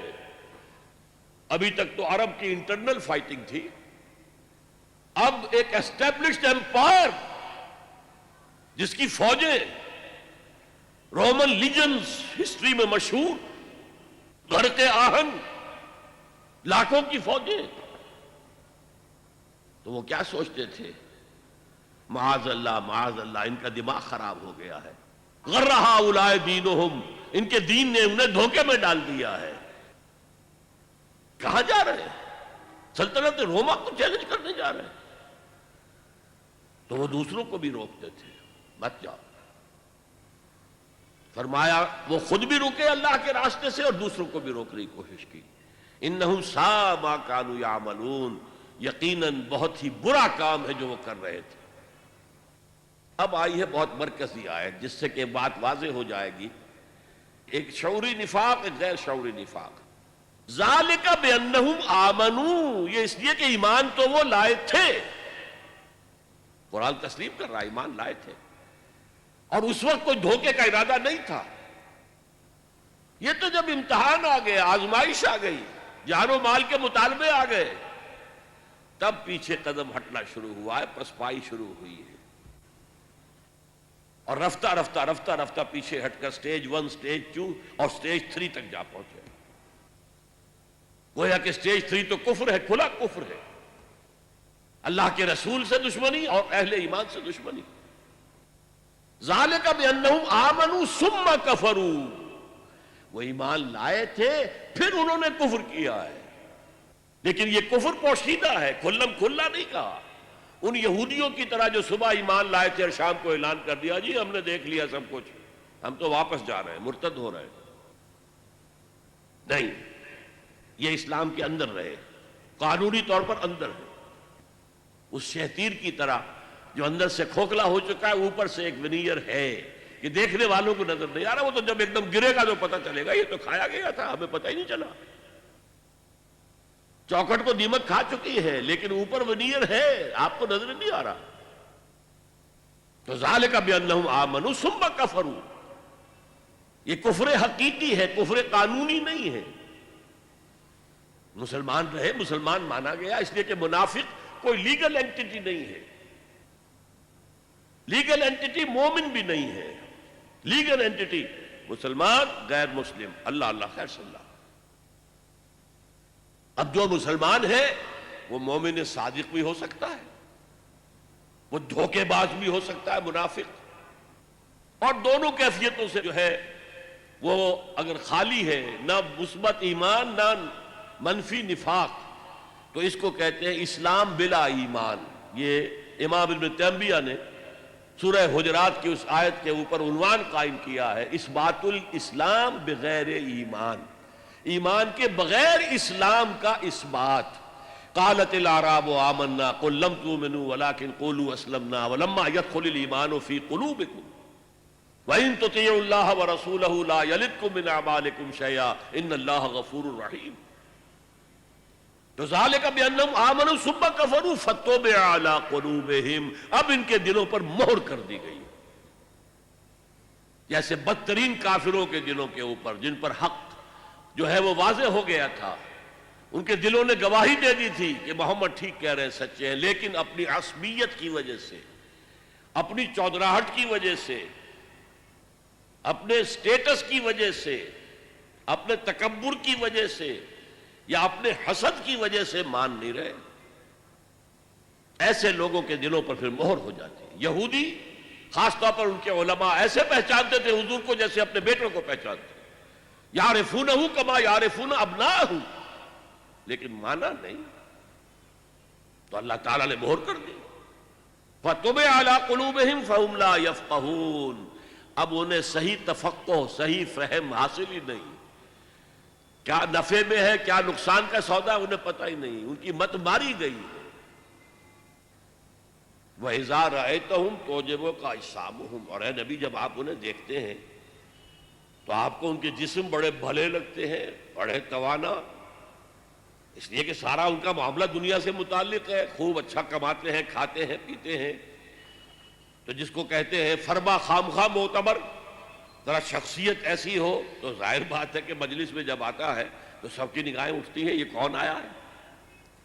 حضور بھی ان کی طرف نگاہ کرتے تھے، ان کے پاس وسائل ہیں، یہ امیر لوگ ہیں۔ کتنے ہی غریب آئے ہیں غزوہ تبوک میں کہ حضور ہم حاضر ہیں جان کے ساتھ، ہمارے پاس مال نہیں ہے، سواری نہیں ہے، آپ اگر ہمارے لیے سواری کا بندوبست کر دیں ہم حاضر ہیں، جان و مال سے حاضر۔ اور حضور نے جب کہا کہ میرے پاس بھی کوئی سواری کا بندوبست نہیں، تو وہ جاتے تھے اور ان کے آنکھوں سے آنسو رواں ہوتے تھے۔ اللہ یجدون ما ینفقون، کہ اب ان کے پاس ہے ہی کچھ نہیں، خرچ کیا کریں، کیسے جائیں۔ ایک وہ تھے، اب یہ اغنیاء ہے، یہ دولت مند ہے، یہ چودھری لوگ ہیں، لہذا حضور ان کی طرف توجہ فرماتے تھے۔ وَإِذَا رَأَيْتَهُمْ تُعْجِبُكَ أَجْسَامُهُمْ، ان کے جسم جو ہے وہ آپ کو بڑے اچھے لگتے ہیں۔ وَإِن يَقُولُوا تَسْمَعْ لِقَوْلِهِمْ، جیسے میں نے کہا نا معتبر آدمی معلوم ہوتا ہے، جب وہ کچھ کہتے ہیں تو آپ بڑی توجہ سے سنتے ہیں۔ تَسْمَعْ لِقَوْلِهِمْ، یہ کیا کہہ رہے ہیں، کیا ان کی رائے ہے۔ كَأَنَّهُمْ خُشُبٌ مُّسَنَّدَةٌ، اے نبی ان کی اصل حقیقت ہے ان سوکھی لکڑیوں کی جو سہارے سے کھڑی کر دی جائیں، لکڑی کے کندھے جو خود نہیں کھڑے ہو سکتے، اسے سہارا چاہیے۔ ایک درخت ہے جو خود کھڑا ہے، اور ایک وہ سوکھی لکڑی کے کندھے ہیں، وہ تو خود کھڑے نہیں رہ سکتے۔ کأنہم خشب مسندہ یحسبون کل صیحۃ علیہم، ان کی جان ہر وقت نرستی رہتی ہے، وہ کوئی بھی آواز ہوتی ہے، کوئی بھی شور آتا ہے، وہ سمجھتے ہیں آئی مصیبت ہماری، یقیناً کوئی حملہ ہونے والا ہے یا حملہ ہو گیا ہے، لہذا اب پھر مصیبت آئے گی ہماری۔ کہا جائے گا آؤ دفاع کرو، اب ادفعوا قاتلوا فی سبیل اللہ، اب ادفعوا، اللہ کی راہ میں جنگ کرو یا کم سے کم دفاع تو کرو، تو ان کی جانوں پر بن جاتی ہے۔ ہم العدو فاحذرہم، اے نبی یہی دشمن ہے، اصل دشمن یہ ہے، مارے آستین یہ ہے، یہ آستین کے چھپا ہوا سانپ ہے جو اندر سے ڈسے گا۔ فاحذرہم، آپ ان سے بچ کر رہیے۔ یہ ہے وہ تھرڈ سٹیج، ہم العدو، عداوت، اللہ کے رسول کی عداوت۔ اہل ایمان جو رسول کی ہر پکار پر لبیک لبیک یا رسول اللہ، ہم حاضر ہیں اللہ کے رسول، جس کی وجہ سے ہم نمایاں ہو جاتے، ہم بیٹھے رہے، ہم نے جا کے پھر بعد میں معذرت کی، حضور یہ معاملہ یہ معاملہ یہ معاملہ ہے، مجھے تو آپ مستثنیٰ کر دیجئے۔ قاتلہم اللہ، اللہ انہیں ہلاک کرے، برباد کرے۔ انا یوفکون، یہ کہاں سے الٹے پاؤں پھرے جا رہے ہیں، ان کی بدبختی تو ملاحظہ ہو۔ قسمت کی خوبی دیکھیے، ٹوٹی کہاں کمند، دو چار ہاتھ جب کہ لبے بام رہ گیا، ایمان کی توفیق ملی، گمراہیوں سے نکلے، محمد کی صحبت سے فیضیاب ہوئے صلی اللہ علیہ وسلم، اور اب کہاں جا رہے ہیں، کس انجام کی طرف جا رہے ہیں؟ قاتلہم اللہ انا یوفکون۔ اب ان کے تکبر کا نقشہ، وَإِذَا قِيلَ لَهُمْ تَعَالَوْا يَسْتَغْفِرْ لَكُمْ رَسُولُ اللَّهِ، جب ان سے کہا جاتا ہے بھئی آؤ اللہ کے رسول کے پاس آؤ، اپنی غلطی کے اوپر اعتراف کر لو، اس کو مان لو، اللہ کے رسول بھی تمہارے لیے استغفار کریں گے، اللہ بخش دے گا۔ جب ان سے کہا جاتا ہے وَإِذَا قِيلَ لَهُمْ تعالوا، آؤ، یستغفر لکم رسول اللہ، اللہ کے رسول تمہارے لیے استغفار کریں گے، لووا رؤوسہم، وہ اپنے سروں کو مٹکاتے ہیں، ہاں ہاں جی ہاں ہاں ہاں آئیں گے، آ جائیں گے، ورأیتہم یصدون، تم دیکھتے ہو وہ رکتے ہیں، نہیں آنا چاہتے، وہم مستکبرون، اور ان کا یہ پیچھے رکنا استکبار کی وجہ سے، تکبر کی وجہ سے۔ ہم کیوں جا کر محمد سے معافی مانگے صلی اللہ علیہ وسلم؟ سواء علیہم استغفرت لہم ام لم تستغفر لہم، ان کے حق میں برابر ہے، خواہ آپ استغفار کریں ان کے لیے، خواہ نہ کریں، لن یغفر اللہ لہم، اللہ ہرگز انہیں معاف نہیں کرے گا۔ یہ آیت اس سے شدید تر کیفیت کے ساتھ سورہ توبہ میں آ چکی ہے، جو میں آپ کو سنا چکا۔ استغفر لہم او لا تستغفر لکم ان تستغفر لہم 70 مرۃ فلن یغفر اللہ لہم، اے نبی آپ ان کے حق میں استغفار کریں یا نہ کریں، اگر آپ 70 مرتبہ استغفار کریں گے تب بھی اللہ انہیں معاف نہیں کرے گا۔ ان اللہ لا یہدی القوم الفاسقین، یقیناً اللہ ایسے فاسقوں کو، ایسے ناہنجاروں کو زبردستی ہدایت نہیں دیتا، اللہ کا قاعدہ یہ نہیں ہے، جو چاہے ہدایت پر آئے، فمن شاء فلیؤمن ومن شاء فلیکفر، ہم نے تو لوگوں کو اختیار دے رکھا ہے، جو چاہے وہ ایمان لائے، جو چاہے کفر کی روش اختیار کرے، جو چاہے نفاق کا راستہ اختیار کر لے، ہماری طرف سے فری چوائس ہے۔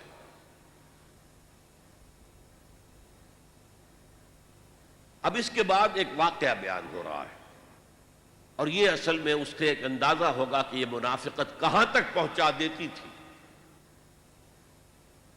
حضور غزوہ بنی المستلق سے واپس تشریف لا رہے تھے، اسی سفر میں وہ واقعہ پیش آیا کہ حضرت عائشہ کا ہار گر گیا، اس کو تلاش کرنے کے لیے آپ دوبارہ گئیں، رفع حاجت کے لیے گئی تھی، وہاں کہیں گر گیا، تلاش کرنے کے لیے گئی تو قافلہ چل پڑا۔ وہ ایک لمبا واقعہ ہے جس پر کہ عبداللہ ابن ابی نے شور مچا دیا، تہمت لگائی زنا کی۔ اسی سفر میں ایک واقعہ یہ پیش آ گیا، ایک جگہ پڑاؤ تھا، پاس کنواں تھا، وہاں سے پانی کھینچ رہے تھے، حضرت عمر کے ایک غلام تھے جہجہ، ان کے اور ایک انصاری صحابی کے درمیان کچھ تو میں ہو گئی۔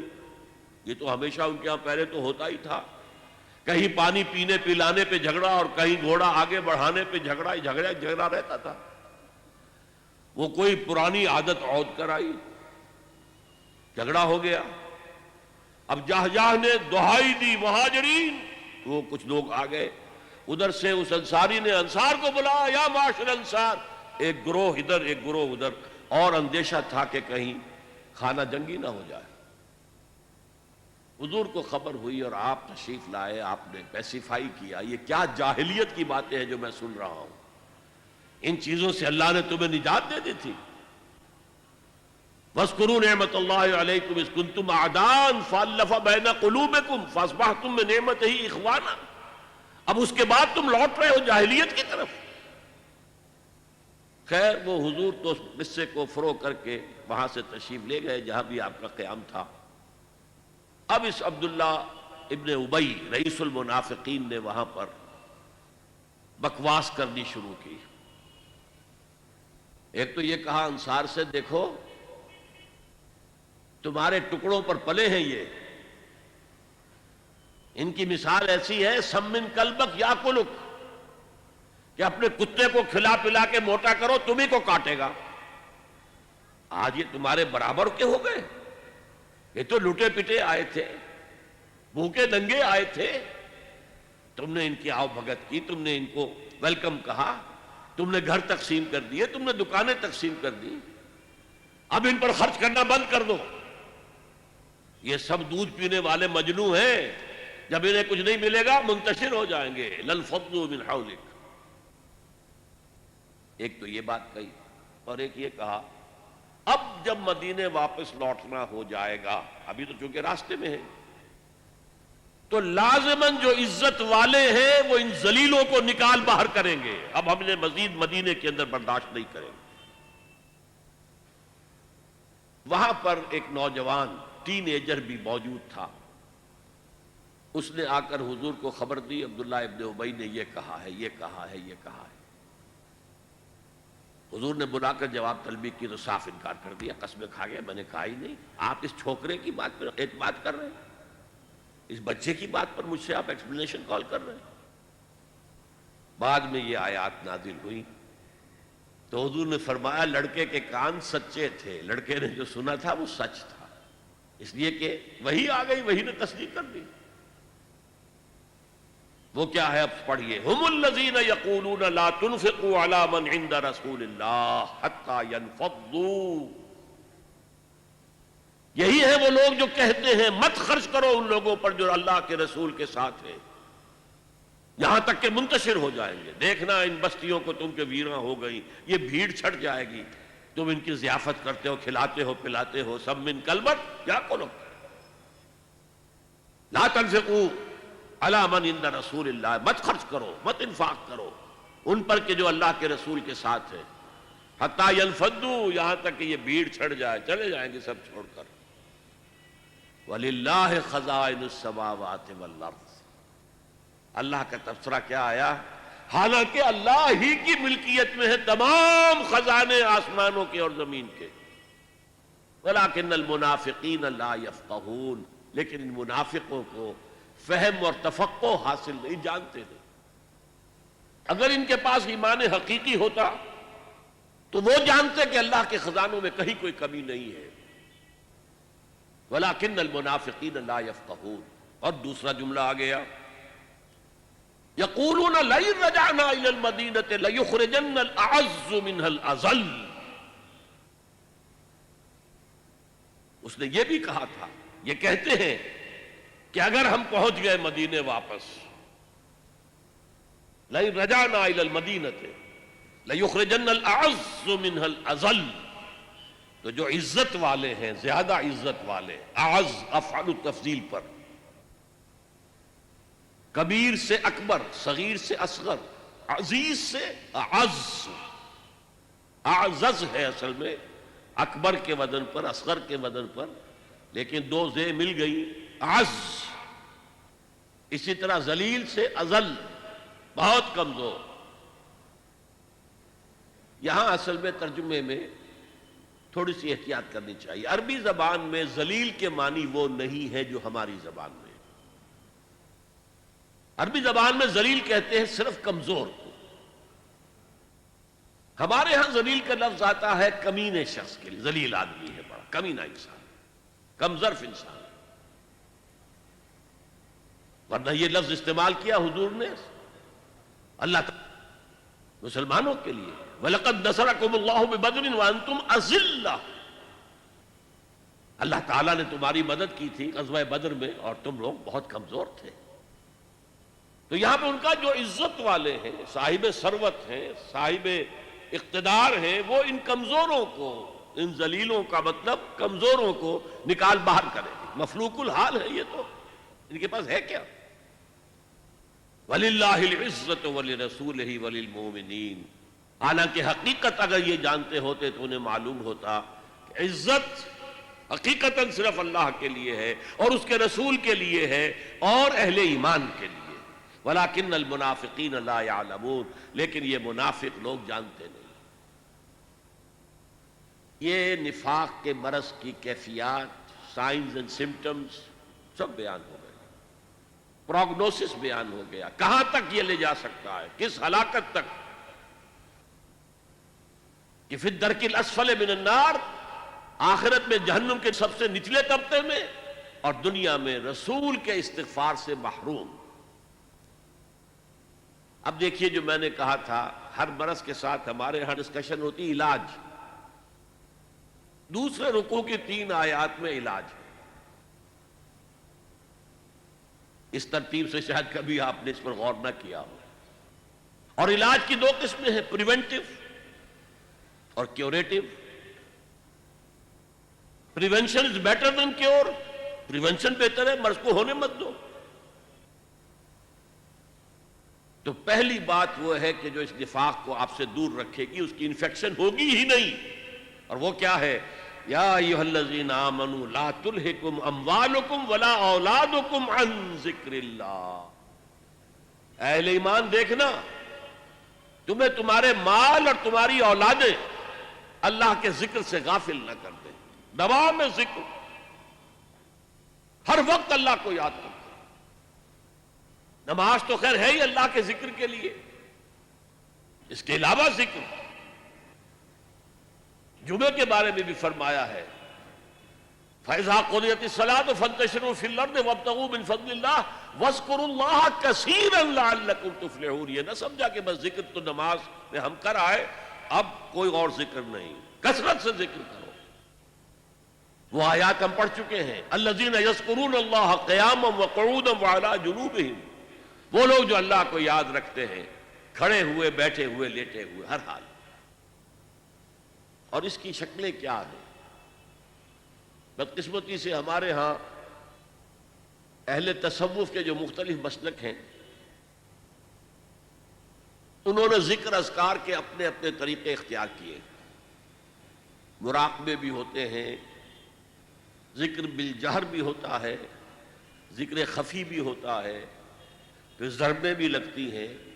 لا الہ الا اللہ، ضرب لگاؤ اپنے قلب پر، مختلف. لیکن حقیقت کے اعتبار سے سمجھئے ذکر کہتے کسے؟ ذکر کے معنی ہے استحضار اللہ فی القلب، اللہ کو دل میں موجود رکھنا، دل سے، دل کا تعلق اللہ سے ٹوٹنے نہ پائے. یہ جو چیزیں ہیں جنہیں ہم ذکر کہتے ہیں وہ ذرائع، طریقے ہیں ذکر کے. کس طریقے سے ذکر کرو؟ اللہ کیسے تمہارے قلب کے اندر موجود رہے؟ نمبر 1، الذکر. الذکر، دی ریممبرنس. دی ریممبرنس از قرآن، تلاوت قرآن. انا نحن نزلنا الذکر وانا لہ لحافظ. اس کا نام ہی ہے ذکر. ہم ہی نے اس الذکر کو نازل کیا ہے اور ہم ہی اس کے محافظ ہیں. الذکر، قرآن مجسم ذکر ہے، سراپا ذکر ہے، مؤثر ترین ذکر ہے، الذکر ہے. نمبر 2، اقیم الصلاۃ للذکری. میری یاد کے لیے نماز قائم کرو. 5 دفعہ اپنے معمولات سے نکلو. صبح بستر سے اٹھو فجر کے وقت اور اللہ کو یاد کرو، مجھے یاد کرو. اور یہ نماز ہے، یہ ایک طرح کا جامع ذکر ہے. آپ زبان سے بھی ذکر کر رہے ہیں، سورہ فاتحہ پڑھ رہے ہیں، آپ قرآن مجید کا بھی کچھ حصہ پڑھ رہے ہیں یا سن رہے ہیں فجر کی نماز میں، جسے کہا ہی گیا ہے قرآن الفجر. اقم الصلاۃ لدلوک الشمس الی غسق اللیل وقرآن الفجر. نماز کو قائم رکھا کرو سورج کے ذرا ڈھلنے سے لے کر رات کے تاریک ہو جانے تک. اور خاص صبح کے وقت قرآن کا پڑھنا، یعنی فجر کی نماز میں طویل قرات ہونی چاہیے، طویل قرات۔ کم سے کم حضور کا جو معمول سامنے آتا ہے وہ 5 رکوع، 3 رکوع پہلی رکعت میں، 2 دوسری میں۔ جمعے کے روز سورہ سجدہ، الف لام میم السجدہ، سورہ سجدہ 3 رکوع پہلی رکعت میں، اور سورۃ الدہر 2 رکوع دوسری سورت میں۔ باقی نمازوں میں، مغرب میں، عشاء میں آپ کم پڑھیں۔ اور حکمت کیا رکھی ہے؟ سورج کے ڈھلکنے کے بعد سے لے کر یہ رات تک تو گویا کہ نماز ہی ہے، نماز ہی ہے۔ آپ نکلے، آئے پھر گئے۔ سردیوں میں تو معلوم ہوتا ہے کہ بس پھیرا لگ رہا ہے، ظہر پڑھ کر تھوڑا سا وقت گزرا ہے، عصر آ گئی، عصر پڑھ کر تھوڑا سا وقت گزرا ہے، مغرب آ گئی، پھر تھوڑی دیر کے بعد عشاء آ گئی۔ اقم الصلاۃ لدلوک الشمس الی غسق اللیل وقرآن الفجر۔ لیکن یہ کس لیے ہے؟ اقم الصلاۃ لذکری۔ اس میں عرض کر رہا تھا جامع ہے، زبان بھی ذکر کر رہی ہے، اللہ اکبر، سبحان ربی العظیم، سبحان ربی الاعلی، اور جسم بھی ذکر کر رہا ہے۔ آپ کھڑے ہیں جھک کر قنوت، پھر آپ رکوع میں گئے ہیں، آپ کے ذکر کے ساتھ آپ کا جسم بھی اللہ کے سامنے جھک رہا ہے، پھر اس کی فائنل شکل سجدہ۔ اور حضور نے فرمایا ہے اقرب ما یکون العبد الی اللہ فی السجود، انسان قریب ترین جو اللہ سے ہوتا ہے وہ سجدے کی حالت میں ہوتا ہے، کیونکہ انسان میں اصل چیز کیا؟ تکبر۔ اور سجدہ کیا ہے؟ پیشانی آپ نے زمین پر ٹکا دی تو تکبر کی نفی ہو گئی، اگر ہمیں کوئی احساس ہو۔ اور حضور فرماتے ہیں کہ جب سجدہ کرو تو یوں محسوس کرو کہ تم نے اللہ کے قدموں میں اپنا سر رکھ دیا ہے۔ اور حفیظ جالندری کا ایک بڑا پیارا شعر ہے، سرکشی نے کر دیے دھندلے نقوش بندگی۔ ہمارے ماتھے پر بندگی کے آثار اور نشان ہونے چاہیے تھے، سرکشی، بغاوت، تکبر نے دھندلے کر دیے ہیں۔ سرکشی نے کر دیے دھندلے نقوش بندگی، آؤ سجدے میں گریں لوح جبی تازہ کریں۔ یہ ماتھے پر بندگی کا نشان تازہ ہوتا ہے۔ تو پہلے الذکر، قرآن، جسمانی اور زبانی ذکر جمع ہو گیا نماز میں، اور تیسرا ذکر جسے کہا جائے گا ذکر دوام، وہ ادعیہ اور اذکار مسنونہ ہے۔ رات کو سوئیں تو یہ دعا مانگے، بسمک اموت واحیا، صبح آنکھ کھلتے ہی کہیں الحمدللہ الذی احیانی بعد ما اماتنی والیہ النشور۔ آپ ٹوائلٹ میں جا رہے ہیں، باتھ روم میں جا رہے ہیں، دعا مانگیے، اللہم انی اعوذ بک من الخبث والخبائث۔ باہر نکل رہے ہیں، دعا مانگیے، غفرانک۔ اور یہ بھی ہے کہ الحمدللہ الذی اذھب عنی الاذی وعافانی، اس اللہ کا شکر ہے جس نے مجھ سے اذیت بخش چیزوں کو دور کر دیا۔ آپ کی رفع حاجت ہو گئی، آپ کا فضلہ جو ہے خارج ہو گیا، یہ جسم میں رہتا، قبض ہوتا، 100 طرح کی بیماریاں پیدا کرتا۔ الحمدللہ الذی اذھب عنی الاذی، مجھ سے تکلیف دہ چیز دور کر دی، وعافانی، مجھے عافیت بخشی۔ گھر سے نکل رہے ہیں مسجد کے لیے تو دعا ہے، مسجد میں داخل ہو رہے ہیں تب دعا ہے، مسجد کے اندر تو ہے ہی دعا نماز، باہر نکل رہے ہیں پھر دعا ہے، گھر میں داخل ہو رہے ہیں پھر دعا ہے، بازار میں جا رہے ہیں تو دعا ہے، بازار سے واپس آئے ہیں تو دعا ہے، سفر پر جا رہے ہیں تو دعا ہے، واپس آئے ہیں تو دعا ہے، آئینہ دیکھا ہے تو دعا ہے۔ زندگی کے ہر عمل کے ساتھ یہ دوام ذکر ہے، دوام ذکر، اور اس میں کوئی وقت نہیں لگتا آپ کا۔ اور 2 نسبتیں قائم ہو گئیں، دعا اللہ سے کی جا رہی ہے، اللہ کا ذکر ہو گیا، اللہ سے تعلق قائم ہو گیا۔ اور چونکہ یہ مسنون دعائیں ہیں، حضور دعائیں مانگتے تھے، تو ہمارا تعلق محمد الرسول اللہ کے ساتھ قائم ہو گیا، 2 نسبتیں قائم ہو گئی۔ وقت کیا لگا؟ جب داخل ہوتے آئبون تائبون لربنا حامدون، یہ اگر آپ نے کہہ دیا کون سا وقت لگا؟ یہ تیسرا ہے ذکر کا سب سے بڑا طریقہ۔ چوتھا ذکر پھر ہو سکتا ہے کہ کوئی مرشد ہو، اور مرشد کون ہوتا ہے؟ جو انسان کی نفسیاتی بیماریوں سے واقف ہو جاتا ہے، روحانی بیماریوں کو جانتا ہے۔ جیسے آپ کسی ڈاکٹر کے پاس جاتے ہیں، طبیب کے پاس، وہ آپ کی تشخیص کرتا ہے آپ کا کون سا عضو جو ہے اس میں خرابی آئی ہے۔ اسی طرح ایک ماہر روحانی یا نفسیاتی معالج جو ہے وہ سوچے گا اور دیکھے گا کہ آپ کا مرض کیا ہے۔ آپ میں حب دولت زیادہ ہے، اس کی فرسٹریشن ہے، یا حب شہرت تھی وہ نہیں مل رہی ہے تو فرسٹریشن ہے، کیا چیز ہے آپ کی؟ اور اس کے حوالے سے ذکر تجویز کرے گا، تم فلاں آیت جو ہے وہ پڑھتے رہا کرو۔ یہ ہے پی پی۔ جیسے ہر مریض کی تشخیص علیحدہ ہے، اس کا ذکر علیحدہ ہے۔ ایک ماہر امراض روحانی سجسٹ کرے۔ اب اس کو پھر ہمارے صوفیہ نے باقاعدہ نظام بنا دیا ہے، یہ اس مسلک کا طریقہ ذکر ہے، یہ اس کا، ان کے لیے کوئی ثبوت نہیں، نہ قرآن سے نہ حدیث سے۔ تو فرمایا یا ایھا الذین آمنوا لا تلہکم اموالکم ولا اولادکم عن ذکر اللہ۔ اہل ایمان دیکھنا غافل نہ کرنے پائیں تمہیں تمہاری اموال اور تمہاری اولاد اللہ کے ذکر سے۔ دوا میں ذکر ہے تو نفاق قریب نہیں آئے گا۔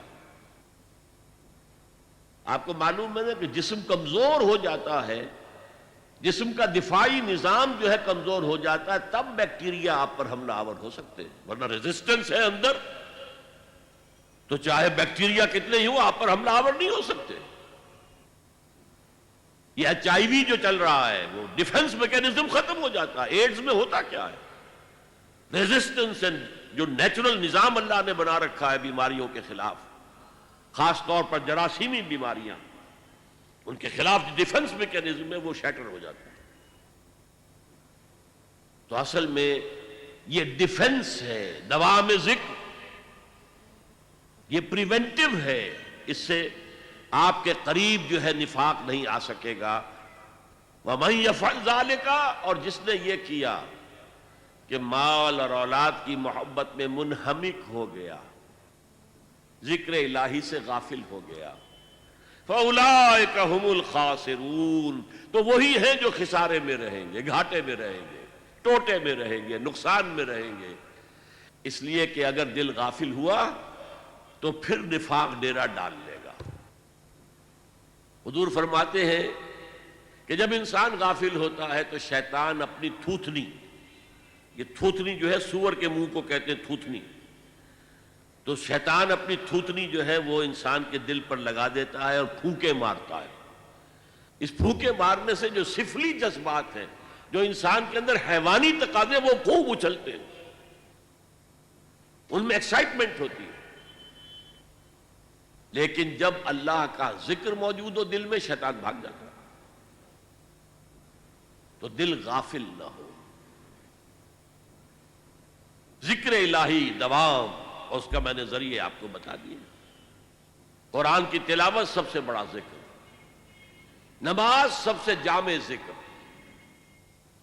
اور اس کے بعد ادعیہ معصورہ اور اذکار مسنونہ، یہ دوام ذکر کا ذریعہ۔ ہر کام کے ساتھ آپ کپڑے پہن رہے ہیں، نئے کپڑے پہنے، دعا ہے۔ زندگی کا کوئی فعل، یہاں تک کہ اپنی بیوی سے ہم بستر ہو رہے ہیں تو دعا ہے، خالص حیوانی تقاضا پورا کرنے چلے دعا ہے پہلے۔ یہ دوام ذکر کا ذریعہ ہے۔ یا ایھا الذین آمنوا لا تلہکم اموالکم ولا اولادکم عن ذکر اللہ ومن یفعل ذلک فاولئک هم الخاسرون۔ اور یہاں وہ آیت پھر میں آج آپ کو کوٹ کر دوں، آیت نمبر 24 سورہ توبہ کی۔ قُلْ إِنْ كَانَ آبَاؤُكُمْ وَأَبْنَاؤُكُمْ وَإِخْوَانُكُمْ وَأَزْوَاجُكُمْ وَعَشِيرَتُكُمْ وَأَمْوَالٌ اقْتَرَفْتُمُوهَا وَتِجَارَةٌ تَخْشَوْنَ كَسَادَهَا وَمَسَاكِنُ تَرْضَوْنَهَا أَحَبَّ إِلَيْكُم مِّنَ اللَّهِ وَرَسُولِهِ وَجِهَادٍ فِي سَبِيلِهِ فَتَرَبَّصُوا حَتَّىٰ يَأْتِيَ اللَّهُ بِأَمْرِهِ وَاللَّهُ لَا يَهْدِي الْقَوْمَ الْفَاسِقِينَ۔ اے نبی ان سے کہہ دیجئے، اگر ہو تمہارے باپ اور تمہارے بیٹے اور تمہارے بھائی اور تمہاری بیویاں یا بیویوں کے لیے شوہر، اور تمہارے رشتہ دار اقربا، یہ 5 رشتے اور 3 شکلیں مال کی۔ وَأَمْوَالٌ اقْتَرَفْتُمُوهَا، وہ مال جو تم نے محنت سے کما کر جمع کیے، وَتِجَارَةٌ تَخْشَوْنَ كَسَادَهَا، اور وہ کاروبار بڑی محنت سے جمایا ہے اور اس کے کساد کا، مندے کا تمہیں اندیشہ رہتا ہے، وَمَسَاكِنُ تَرْضَوْنَهَا، اور وہ تمہارے محل یا تمہاری حویلیاں اور کوٹھیاں یا تمہارے مکان جو تمہیں بہت محبوب ہیں۔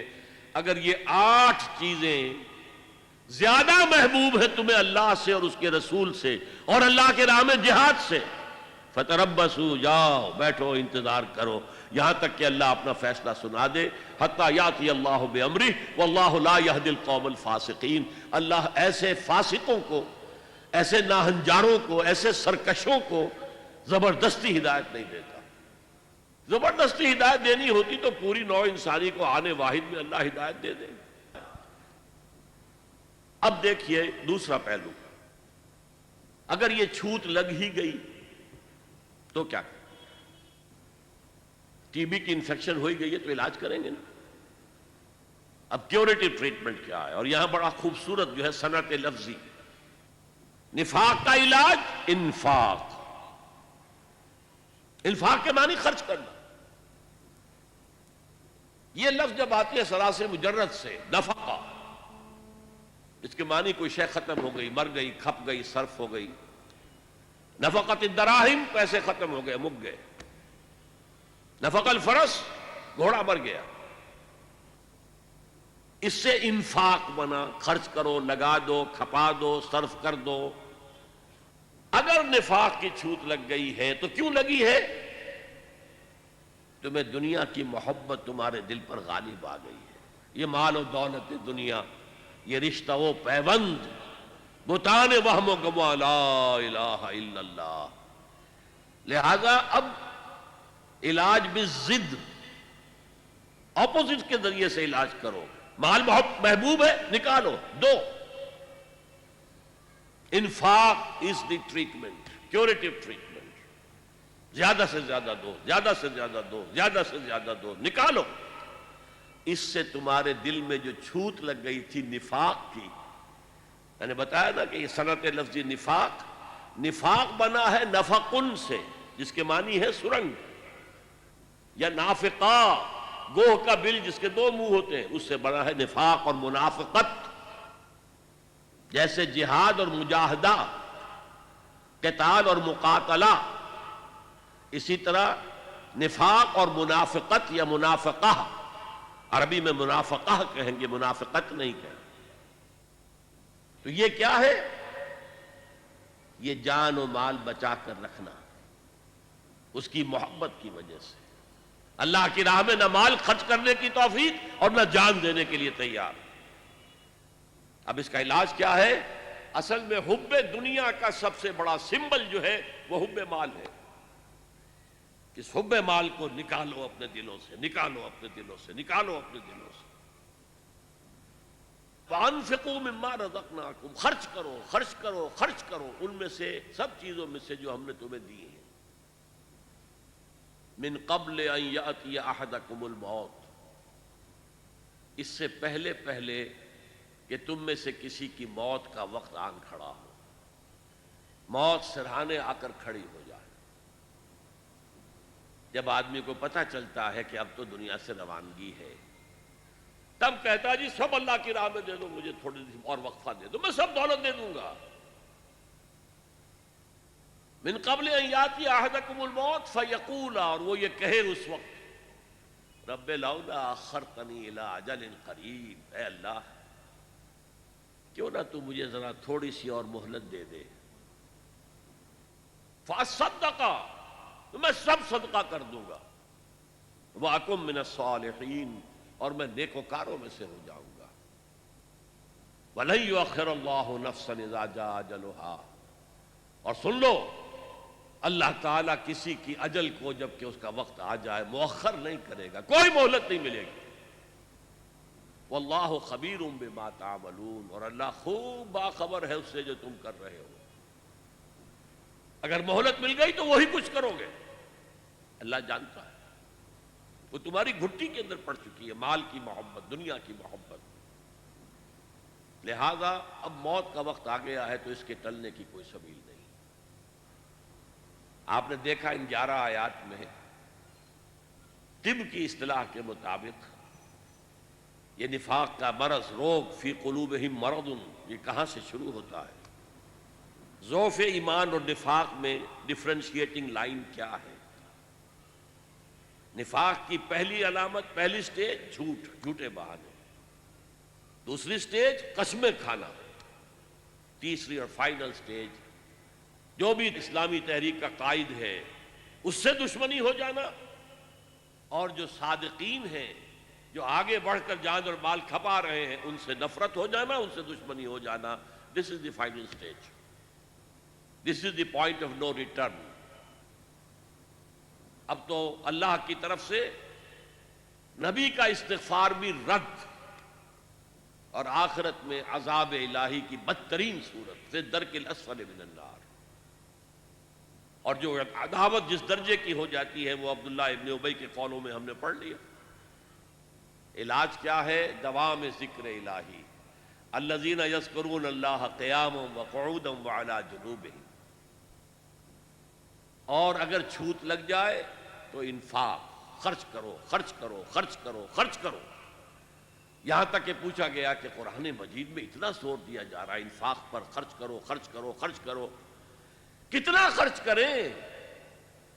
فرمایا گیا یسألونک ماذا ينفقون قل العفو، جو بھی تمہاری ضرورت سے زیادہ ہے دے ڈالو۔ یہ ہے نفاق کی حقیقت، اور نفاق سے بچاؤ کی شکل، اور نفاق کا مرض لاحق ہو جائے تو اس کے علاج کی صورت۔ اللہ تعالی ہمیں اس نفاق سے پاک کرے۔ ایک غلطی مت کیجیے گا، مسلمان بے عمل ہو کبھی اسے منافق نہ کہیے گا۔ کسی کو ہم منافق قرار نہیں دے سکتے۔ اس کی بے عملی یا بد عملی بھی اگنورنس کی وجہ سے ہو سکتی ہے، ایمان کے ضعف کی وجہ سے ہو سکتی ہے، ضعف ارادہ کا مریض ہو سکتا ہے کہ ایک شخص کچھ کام کرنا چاہتا ہے، ہمت نہیں ہے، نیورستھینیا ہے، اعصابی مریض ہے، جو بھی کچھ ہے منافق نہیں۔ منافق کون ہوگا آج کے دور میں؟ جو اللہ کے دین کے غلبے کی کسی تحریک میں شامل ہو، اور پھر جب ڈسپلن کے تقاضے آئے اور جب جان اور مال کے خرچ کرنے کے تقاضے آئے تو پیچھے ہٹنا شروع کرے۔ پھر وہ ارتداد، سورہ مائدہ میں اس کا نقشہ کھینچا گیا ہے، یا ایھا الذین آمنوا من یرتد منکم عن دینہ فسوف یأتی اللہ بقوم یحبونہ ویحبونہ۔